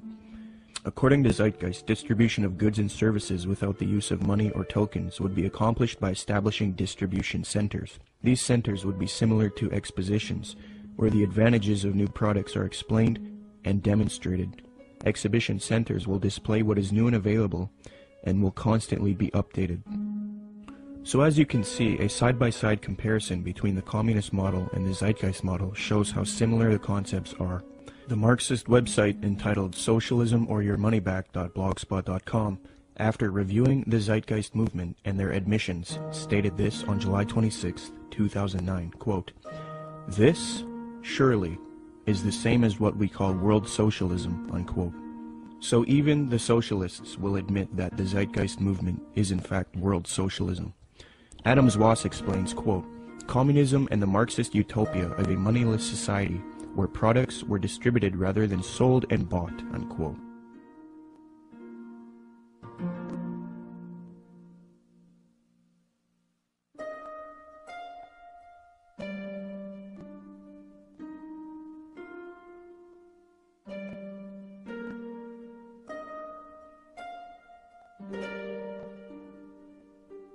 Zeitgeist's main source, Acharya S., promoted the founder of communism, Karl Marx, on her website. It no longer looks like this, but using archive software, you can see how her website looked in the years past. She quotes Karl Marx, defaming religion, thus showing her support of Marx and communism. Many people have noticed that the modern New World Order, as advocated by the elite, contains communist ideals within it. So it seems that Zeitgeist is helping the New World Order with their utopian approach rather than destroying it. They had a biblical philosophy. They gave us a republic. When Ben Franklin walked out of the building, one of the ladies said, "Mr. Franklin, what kind of government did you give us?" He said, "A republic, if you can keep it." Republics are hard to keep. We've lost ours, folks. We are not a republic anymore. We have degenerated to a democracy, and the next step is totalitarianism. We're that close to becoming a totally socialistic and then communistic country in America. You watch, it's going to happen real soon. What they're going to do next time is manufacture a depression, coming real soon probably, collapse the U.S. economy, which can easily be done overnight. And then everybody will line up and say, "Oh, hey, we're starving. What can we do?" We're going to say, "You know, we really got a problem. We need to solve this." Constance Cumby recognized that the New Agers desire a communist world system, quote, "The New Agers feel that the program they are offering the world would satisfy the basic desire of communists in that it proposes a form of world socialism. These books were calling for a new world order with an accompanying global food redistribution program aided, of course, by modern technology, i.e. computers," unquote. A redistribution program aided by modern technology and computers is exactly what the Zeitgeist movement is advocating. Notice how similar Zeitgeist's plan is to the New Age agenda just mentioned in Constance Cumby's book. In the Zeitgeist Orientation Lecture, Peter Joseph states, "Just as each city has a central organizational dome which functions as the brain along with its nervous system, consisting of computerized environmental monitoring via satellite and electronic probes, the larger world complex absorbs each city and monitors the broad spectrum of the environment, making sure there isn't a problem or material resource needed in any of the individual cities, while also regulating larger order processes for all the cities and the environment as a whole." Theosophist Alice Bailey concurs, quote, "The true communist platform is sound." Thus, it is not surprising why Zeitgeist advocates a similar system, as the connection they have to Theosophy and the New Age has already been established. Zeitgeist is merely the fulfillment of the New Age agenda, yet they are not telling you that. So the Theosophists and New World Order advocates would love nothing more than for people to join the Zeitgeist movement. In fact, at 47 minutes and 25 seconds into the Zeitgeist Orientation Lecture, Peter Joseph cites a quotation of Karl Pearson. What is interesting is that the man that Joseph admiringly appeals to support his worldview, Karl Pearson, was a notorious eugenicist and social Darwinist who advocated war against certain races. He was a socialist and contemporary of Karl Marx. In fact, Theodore M. Porter, in his work Karl Pearson, The Scientific Life in the Statistical Age, states, quote, "Pearson's appreciation of Marx was real, especially in early 1881. In his first essay on socialism, he called Marx, quote, one of the most extraordinary characters which this century has produced," unquote. New World Order research involving lectures, radio addresses, and writing used to be conducted by people such as William Cooper, Fritz Springmeier, John Todd, Randall N. Baer, and Kent Hovind. The unifying factor in all of these people was that they were all Christians. They would expose the New World Order and its New Age Luciferian communist aims. They would promote belief in Jesus Christ and the Word of God, and tell people to resist the mystery religions of Theosophy and Freemasonry while exposing them. However, all of these men have either been murdered or framed and jailed, silenced. William Cooper was shot dead in 2001 as he was ambushed. Fritz Springmeier was framed, discredited, and jailed. Randall N. Baer had his car ran off of a mountain pass. John Todd was framed, discredited, jailed, and then murdered. Kent Hovind was singled out for tax evasion and then jailed. Okay, so Fritz Springmeier, you knew him, right? Yes. Okay, so you got some letters from him, is that? Yes, when Fritz, when they put Fritz in prison, and there's been, it was pretty much a trumped up charge of, I think marijuana or something, talk of robbing a bank, this type of stuff. He got put in prison, and I started corresponding with him at that point because I had read several of his books and actually talked to him personally on several occasions. And we really, all we could do at that point is correspond. Right. So I've got several handwritten letters from him. And the last time I had heard from him was several years back, and he had been in it wasn't his fault, and I think it might have been arranged where he was in a fight. He didn't fight back. Yeah. The guy came and he told me that he was just using his head like a soccer ball, essentially. Really? Oh, it was sad. Wow. It was sad. And Fritz, he never complained in these letters. Yeah. He never, it wasn't like he was like, oh, woe is me, I'm in prison and this or that. He always had a great attitude. He was trying to help other people in there. Yeah. I believe he had a ministry going. Amen. And, I can't say enough good about Fritz Springmeier. Now that the Christian New World Order researchers have been silenced, the truth movement has been infiltrated by people who purport to be against the New World Order, yet they advocate the New Age religion, a new utopia, and they all speak against Christianity and the Bible. The people who took over the truth movement and who are allowed to live and teach the public, such as Jordan Maxwell, Michael Tessarion, Peter Joseph, David Icke, and others, all of these people have one unifying factor. They are all strictly against Christianity, and they are all heavily associated with the New Age, Theosophy, and Freemasonry. I think Jordan Maxwell is somebody who is just deceived. It's my personal opinion, and I could be wrong about this, that Jordan Maxwell is not a paid disinformation agent, or he's not somebody that is a high-level Satanist. I think that Jordan Maxwell is like many of us in the truth movement. We have been deceived by a lot of very clever disinformation. In his case, Blavatsky and the secret doctrine and that whole concept that really got him on a roll. Jordan Maxwell is a person who believes that the entities that he's involved with, that he had experiences with in the desert, etc., were Pleiadians. And I think that he thinks that they chose him to teach the world certain things. So in that context, it's very hard for him, or really anybody, to break free of that paradigm, because in that paradigm he gets to be this super special individual, and we all are vulnerable to that. If we have supernatural experiences where entities tell you that you are the chosen one and that you're going to do something, it's very hard not to believe them, because that's what you want. And so it's very hard, and of course, in doing so, in thinking, okay, these guys, these Pleiadians are on my side, when in actuality they're demons, they would coax him to do certain things, like he mentioned later, to go into these seances or whatever. In doing that, they can have more control over him, because they're demons and they have a system to get more control over a person. And if they do that, then he can start to be used more thoroughly by them, and he can do exactly what he promised them that he would do, to be a channel for them. And that's what his life has been about, being used, despite his probably very good intentions. He has been a tool of the New World Order. And so my view is that Jordan Maxwell's ends up promoting the New World Order. In that particular session, he goes on to say that the New World Order, that a bad time is coming, but that time must come in order for it to be destroyed, to bring the birth of the New World Order. Out of chaos comes order. So he was saying that the old system must be destroyed to come the new system.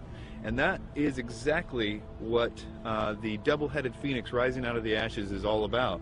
The old system of the New World Order is what we see building up all around us. It is going to get really, really bad, but it is going to be destroyed, in a sense, because that faucet is being run by evil. We all know that the things that are happening to the world right now are being done because of evil. So if evil's causing all those things, evil can also turn that faucet off at just the right time in order to make it seem like whoever stopped it, and therefore is the savior. So that new system will seem like the utopia that Jordan Maxwell says we all need to wait for. It's interesting that he says that at that time that's when the aliens, or gods, are coming back to stop it.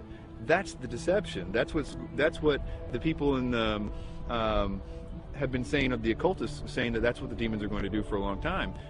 It's easy to be seduced, especially in Tessarian's case, who was raised since 11 years old saying that this is truth. He was raised by Rosicrucians, raised by these people by his own admission. He was doing the tarot cards at the age of 11 by his own biography.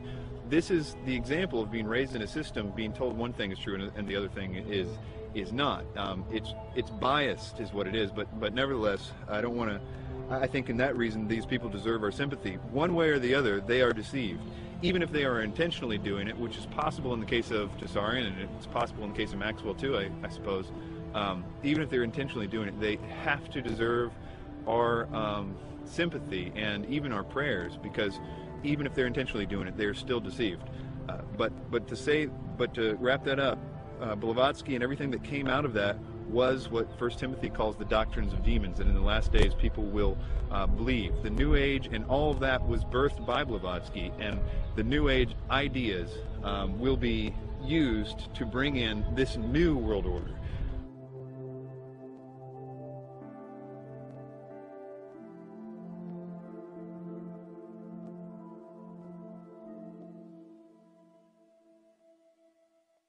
The negative impact of population growth on all of our planetary ecosystems is becoming appallingly evident.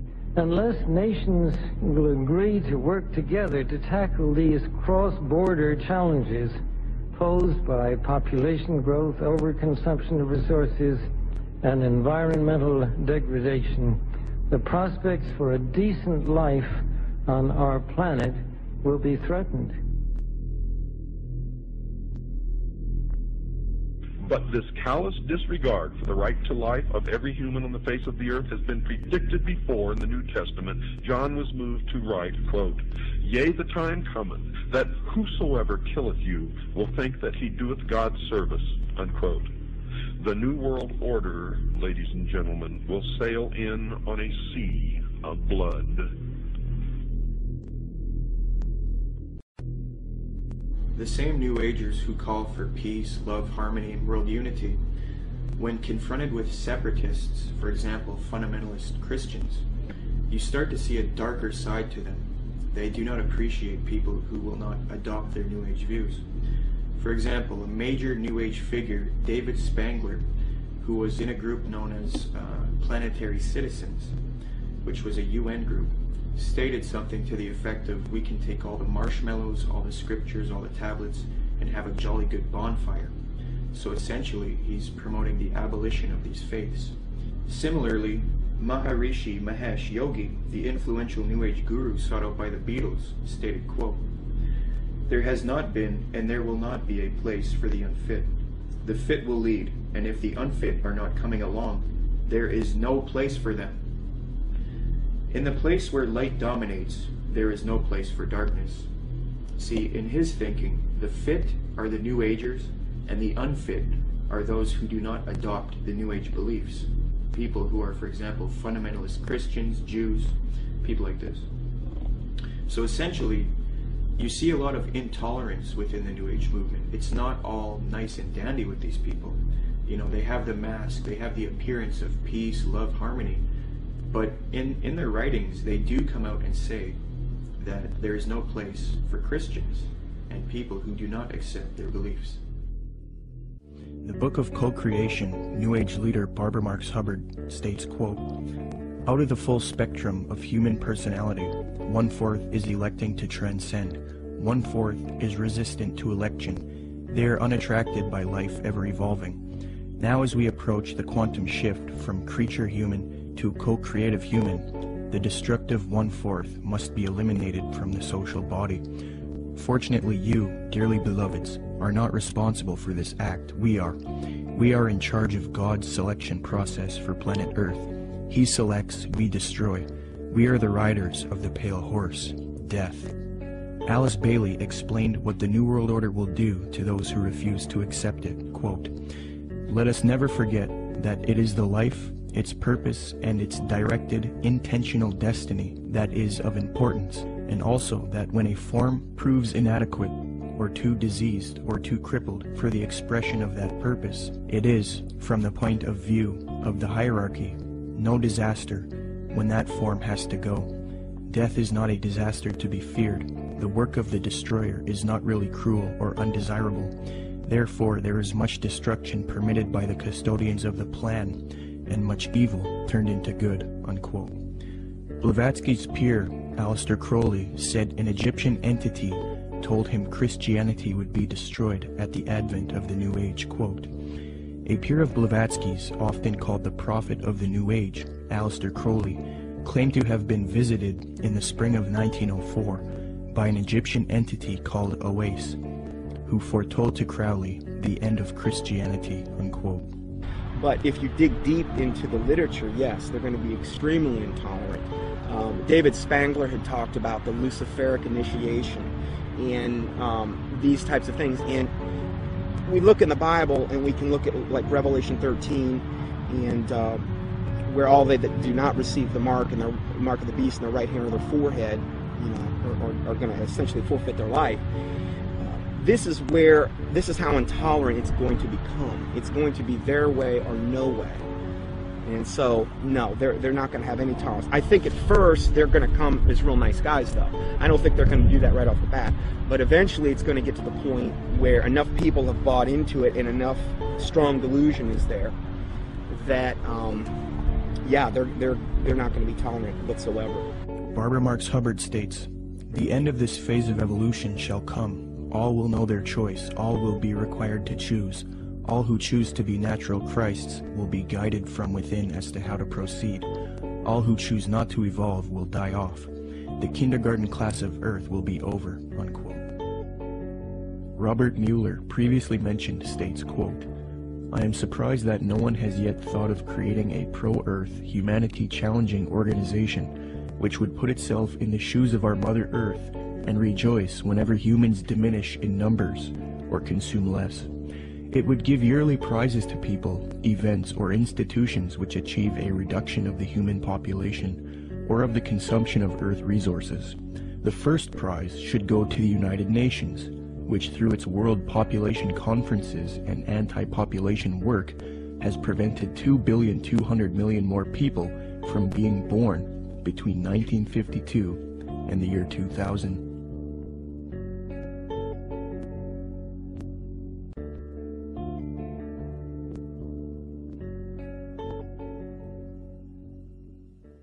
The more you look into where the 2012 ideas originated, and honestly, most of the 2012 theories are relatively new, that is, people attaching significance to the fact that the Mayan calendar ends. And almost without exception, they are by people that are channeling entities. A lot of times they say it's the Pleiadians that they're talking to, or the Syrians, or in the case of David Wilcock, it's Ra and Seth. Most of the time what the entities are telling the people don't always match up, but they always seem to be telling the same things. And for the most part, a lot of those early people that got the information from spiritual entities were saying that it was a great cosmic enlightenment that was coming in 2012. And so that to me seems to be the most direct idea that the spirit world wants us to think, because it's oftentimes accompanied with this idea that they want the person they're telling to go out and tell more people. So 2012 became significant on the internet because people felt like it was their mission to tell other people because they were having supernatural experiences. Most of the 2012 theories will fall into one or two categories. Either they're going to be, that in 2012 there's going to be some great enlightenment. They say it's a spiritual evolution or a consciousness shift or a vibrational change or something to that effect. And the other half of it seems to be more about a cataclysmic events that are going to happen in 2012. Usually, they're based off the idea that the Mayan calendar ends or restarts in 2012. 2012 is being pushed on the public through books, documentaries, speakers, and even major motion pictures. We are meant to believe that December 21st, 2012 will either be a catastrophe for humanity or a time when there is a consciousness enlightenment and a world shift, a time when humanity evolves. However, when you consult the scholars who study the Mayan calendar, they don't seem to support these views at all. University of Florida anthropologist Susan Gillespie says the 2012 phenomena comes from the media and from other people making use of the Maya past to fulfill agendas that are really their own. Despite the publicity generated by the 2012 date, Susan Milbrath, curator at Latin American Art and Archaeology at the Florida Museum of Natural History, stated that, quote, "We, the archaeological community, have no record or knowledge that the Maya would think the world would come to an end in 2012. I think probably the most significant reason that all of them are wrong is because what they say that is going to happen in 2012 isn't. That is, although the Mayan calendar might be ending, there is no galactic alignment, whether it be the Earth actually won't be aligning with the center of the galaxy in the sense, and that actually won't happen for another 30 million years. So, and even if it was, there's no necessarily any evidence that anything would happen, but it's really a moot point because there isn't anything happening. Secondly, there is no actual alignment of the planets. It's another thing that people are saying is going to cause the enlightenment or the catastrophes. And this goes on and on. It's the same thing with the solar flares. It's the same thing with Planet X or Nibiru, or all those things aren't happening. And it's very interesting how you actually can go point by point and find out that each one of those supposed catalysts aren't true. Sandra Noble, Executive Director of the Foundation for the Advancement of Mesoamerican Studies in Crystal River, Florida, states, "To render December 21st, 2012 as a doomsday event or a moment of cosmic shifting," she says, "is a complete fabrication and a chance for a lot of people to cash in," unquote. Many people are indeed cashing in because of the 2012 hysteria, but the reason 2012 is being pushed on the public so much is because it is in 2012 when the elite occultists and the New Age advocates plan to usher in the Age of Aquarius one-world system. Siri Data, points out that the New Age consensus is that the Age of Aquarius one world system will be ushered in 2012. Quote, "It is generally agreed that the actual time that we enter the Age of Aquarius will be 2012. Unquote. Could this whole 2012 concept be propaganda to get people to accept the Age of Aquarius in 2012?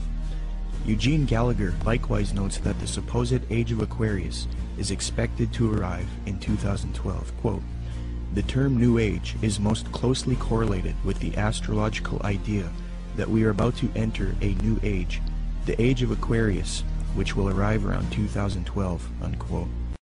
Michael P. Mao states, "Yet 2012 does not mark the end of the world as oft predicted, but the birth of a new golden era, popularly known on the Earth plane as the Age of Aquarius." Unquote. Dr. C.L. Pepler explains the New Age view that 2012 is the start of the Age of Aquarius. Quote, "They believe the next age will start around AD 2012 and will be the Age of Aquarius. This, they say, will be an age of enlightenment and world unity, a post-Christian world in the fullest sense of the word." Unquote. 2012 is a clever deception to get you to accept the Age of Aquarius, New World Order, under the mask of a Mayan prophecy. In fact, the elite New World Order at the top of the pyramid want the public to believe in 2012, thus proving that they are behind this propaganda. The Club of Rome, by its own admission, is a globalist think tank. The aim of this organization, founded by Erwin Laszlo, is to solve the world's problems and erect a solution, a new world order, one world government, the same theme we have been talking about in the film. On January 31st, 2009, the Club of Rome held the Future of the American Hemisphere Conference. Francesco Stippo kicked the conference off with a speech. Francesco Stippo is a member of the U.S. Club of Rome. He authored the book World Federalist Manifesto, Guide to Political Globalization, where he states, quote, "Political globalization is the creation of a world government which regulates the relationships among governments." Well, founder of the Club of Rome, Erwin Laszlo, along with popular New Age author and student of Jiddu Krishnamurti, Deepak Chopra, along with globalist Mikhail Gorbachev, have all authored a book together entitled World Shift 2012. This book advocates the 2012 theories extensively, so it appears that the elite have vested interest in this 2012 hysteria, and they want the public to accept it. Erwin Laszlo's Club of Rome founded another spin-off organization called the Club of Budapest. Now, it is this elite organization, the Club of Budapest, which is promoting 2012 and the New Age ascension beliefs to the public. New Age members of the Club of Budapest include Robert Mueller, former General Secretary of the UN, and Barbara Marx Hubbard, who stated, quote, "We have been projecting the transformation in 2012. It is happening now," unquote. Founder of the Club of Budapest, Erwin Laszlo, is also featured on the Pro-2012 Ascension website, worldshift2012.org. This website heavily promotes the idea that the world is about to end in 2012 if there isn't a transformation based on consciousness resulting in a new global order. Under the Partners section of the website, the State of the World Forum, which Zeitgeist is connected to, is listed on the site. This ties the New World Order to 2012 in that the 2012 hysteria is being pushed by the New World Order to the public to rally humanity together for a one-world government. Under the endorsement section of the worldshift2012.org site, Mikhail Gorbachev is also listed. Mikhail Gorbachev, the Communist New World Order advocate. Thus, it is quite clear that the global elite want people to believe in 2012 so that they can achieve their Age of Aquarius one-world system, which they now claim will emerge in 2012. It's a very clever deception that a lot of people have fallen for. Will anything happen in 2012? Maybe. Will it have to do with any prophecy of Maya? No. If anything does happen, it will be the New World Order who engineers it and ushers in their global system.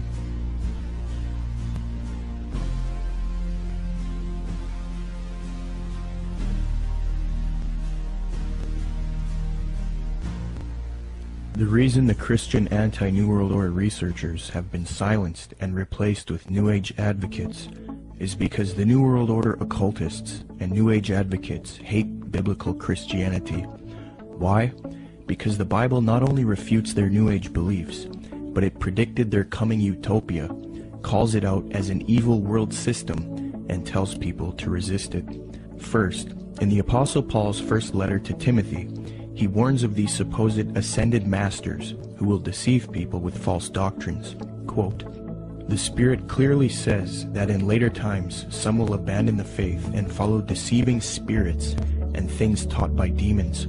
Such teachings come through hypocritical liars, whose consciences have been seared as with a hot iron."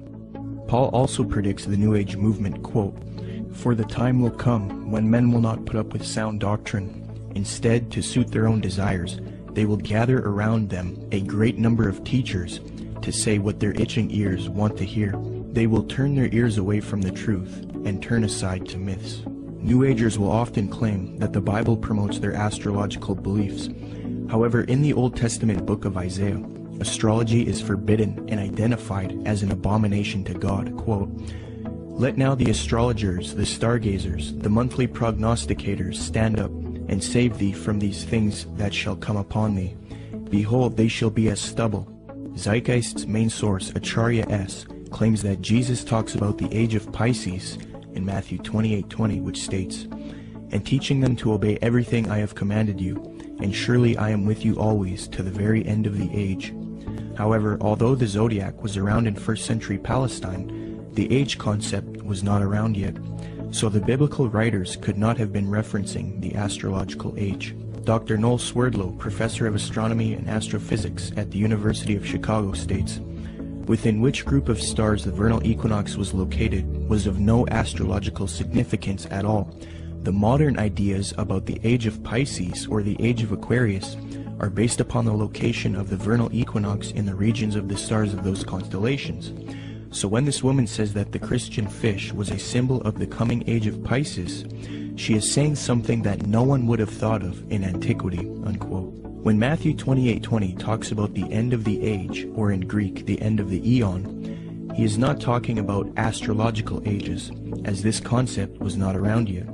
The age referred to is that of Jewish understanding. As J.P. Holding remarks, quote, "Zeitgeist is correct that when Jesus refers to the end of the eon, he doesn't mean the end of the world. However, he is also not speaking of the astrological age of Pisces. Rather, in the 1st century Jewish thought, there was an awareness of the current age, Ha-Alom Ha-Zeh, and the age to come, Ha-Alom Ha-Ba. The distinction between the two appears both in the New Testament and in other Jewish writings. This has nothing to do with astrology." Unquote. Zeitgeist merely tried to deceive the public into the New Age worldview by distorting the biblical data, which actually condemns astrology. Moreover, Jesus, Paul, and John predict this coming world teacher, Antichrist or Maitreya, and the New World Order, one world government. And it is this reason that the elite and the New Agers hate true biblical Christianity.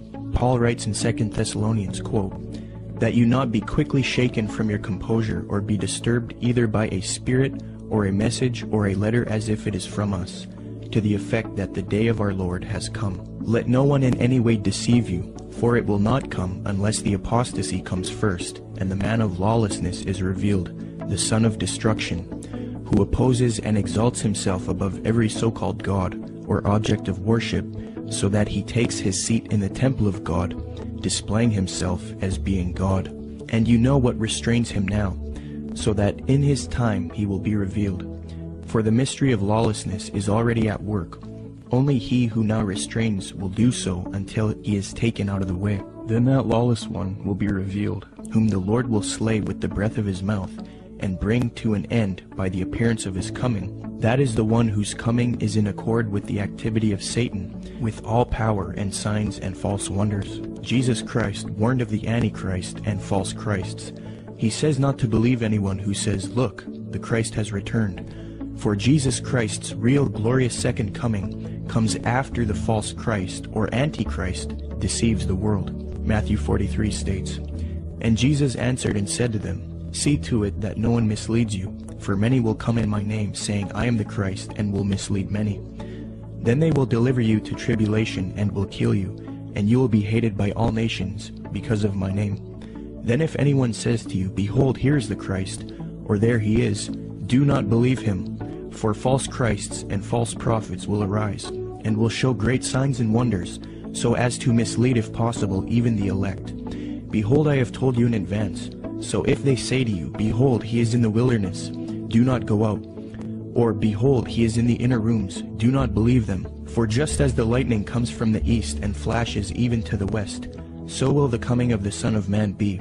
But immediately after the tribulation of those days, the sun will be darkened, and the moon will not give its light, and the stars will fall from the sky, and the powers of the heavens will be shaken. And then the sign of the Son of Man will appear in the sky, and then all tribes of the earth will mourn, and they will see the Son of Man coming on the clouds of the sky with power and great. In the book of Revelation, the Apostle John warns about this evil world teacher who humanity worships as he claims to be God. And he opened his mouth in blasphemies against God, to blaspheme his name and his tabernacle, that is, those who dwell in heaven. It was also given to him to make war with the saints and to overcome them. And authority over every tribe and people and tongue and nation was given to him. All who dwell on the earth will worship him. Everyone whose name has not been written from the foundation of the world in the book of life of the Lamb who has been slain. And he causes all, the small and the great, the rich and the poor, and the free men and the slaves, to be given a mark on the right hand or their forehead. And he provides that no one will be able to buy or sell, except the one who has the mark, either the name of the beast or the number of his name. Here is wisdom. Let him who has understanding calculate the number of the beast, for the number is that of a man, and his number is 666. John then talks about how the leaders of the world will form a one-world system and give authority to the Antichrist, or false world teacher. Quote, The 10 horns which you saw were 10 kings who have not yet received a kingdom, but they receive authority as kings with the beast for 1 hour. These have one purpose, and they give their power and authority to the beast. These will wage war against the Lamb, and the Lamb will overcome them, because he is Lord of lords and King of kings, and those who are with him are called and chosen and faithful. So if this Maitreya is real, and if he has the support of the New World Order, and if he plays a role in the coming world system, there is a high potential that he is in fact the Antichrist. We will have to wait and see. The Bible talks about how the real Lord Jesus Christ will return after this world system is created, and this world teacher deceives the planet. Revelation 6 says, Then the kings of the earth, the princes, the generals, the rich, the mighty, and every slave and every free man, hid in the caves among the rocks of the mountains. They called to the mountains and the rocks, Fall on us and hide us from the face of him who sits on the throne and from the wrath of the Lamb. For the great day of their wrath has come, and who can stand? The time that it's talking about in the Bible is actually going to be a time when the world is going to be extremely happy to be in this new system. And that includes people that right now think that they know all about the New World Order and all this stuff. Those people, included with the rest of the world, are going to be happy with being in the new system. What the Bible describes as something that is almost impossible to believe, in the sense that people are going to give their worship. These are politically correct people are going to give their worship to a man. That something is going to happen to cause them to worship a man, and that is something we're not ready for. It's something that political leaders don't right now do miracles, for the most part. Right. That whole concept requires new input. Something different has to happen.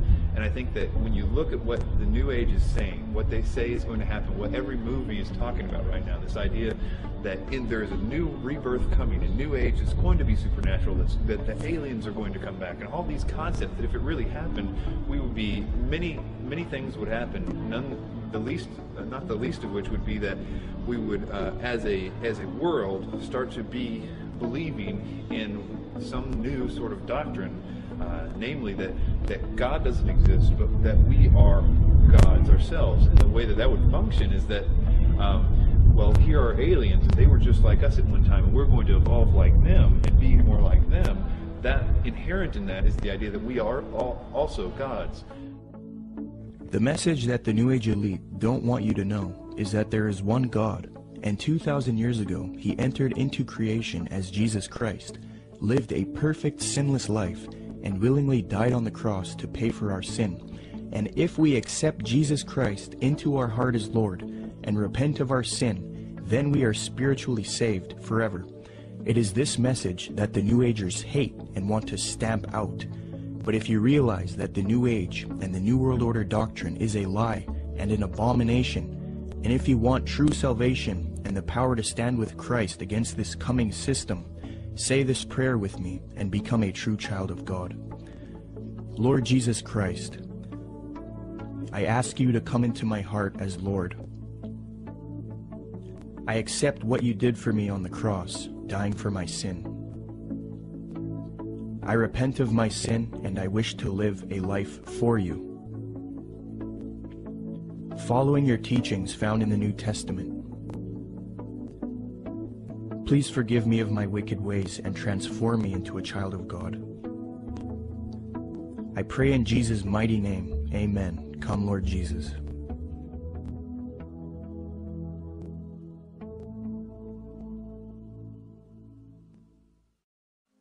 You don't really understand sometimes what a terrible burden it is to know some of the things that I know and try to wake people up and impart this knowledge to them and find out that they just have walls built in front of them. They want to be slaves. But we're making some chinks in those walls. You must publish only documented fact. And you must stay away from printing articles from people who will not document as fact what they put in their articles. That's why my broadcast scares the hell out of socialists. That's why in a White House memorandum I was named as the most dangerous radio host in America, not because I'm going to go out and shoot somebody, but because I shoot documented facts which cannot be refuted. That's why. That's what's dangerous. Seek ye the truth, and the truth will make you free, and nothing else will do it. Jesus Christ has never lied to anybody. Why won't you listen to him? Don't spread a rumor. Spread the truth. Document it. Prove it. Make it irrefutable, and you too will become dangerous to those who admire us in lies and enslave us in socialism.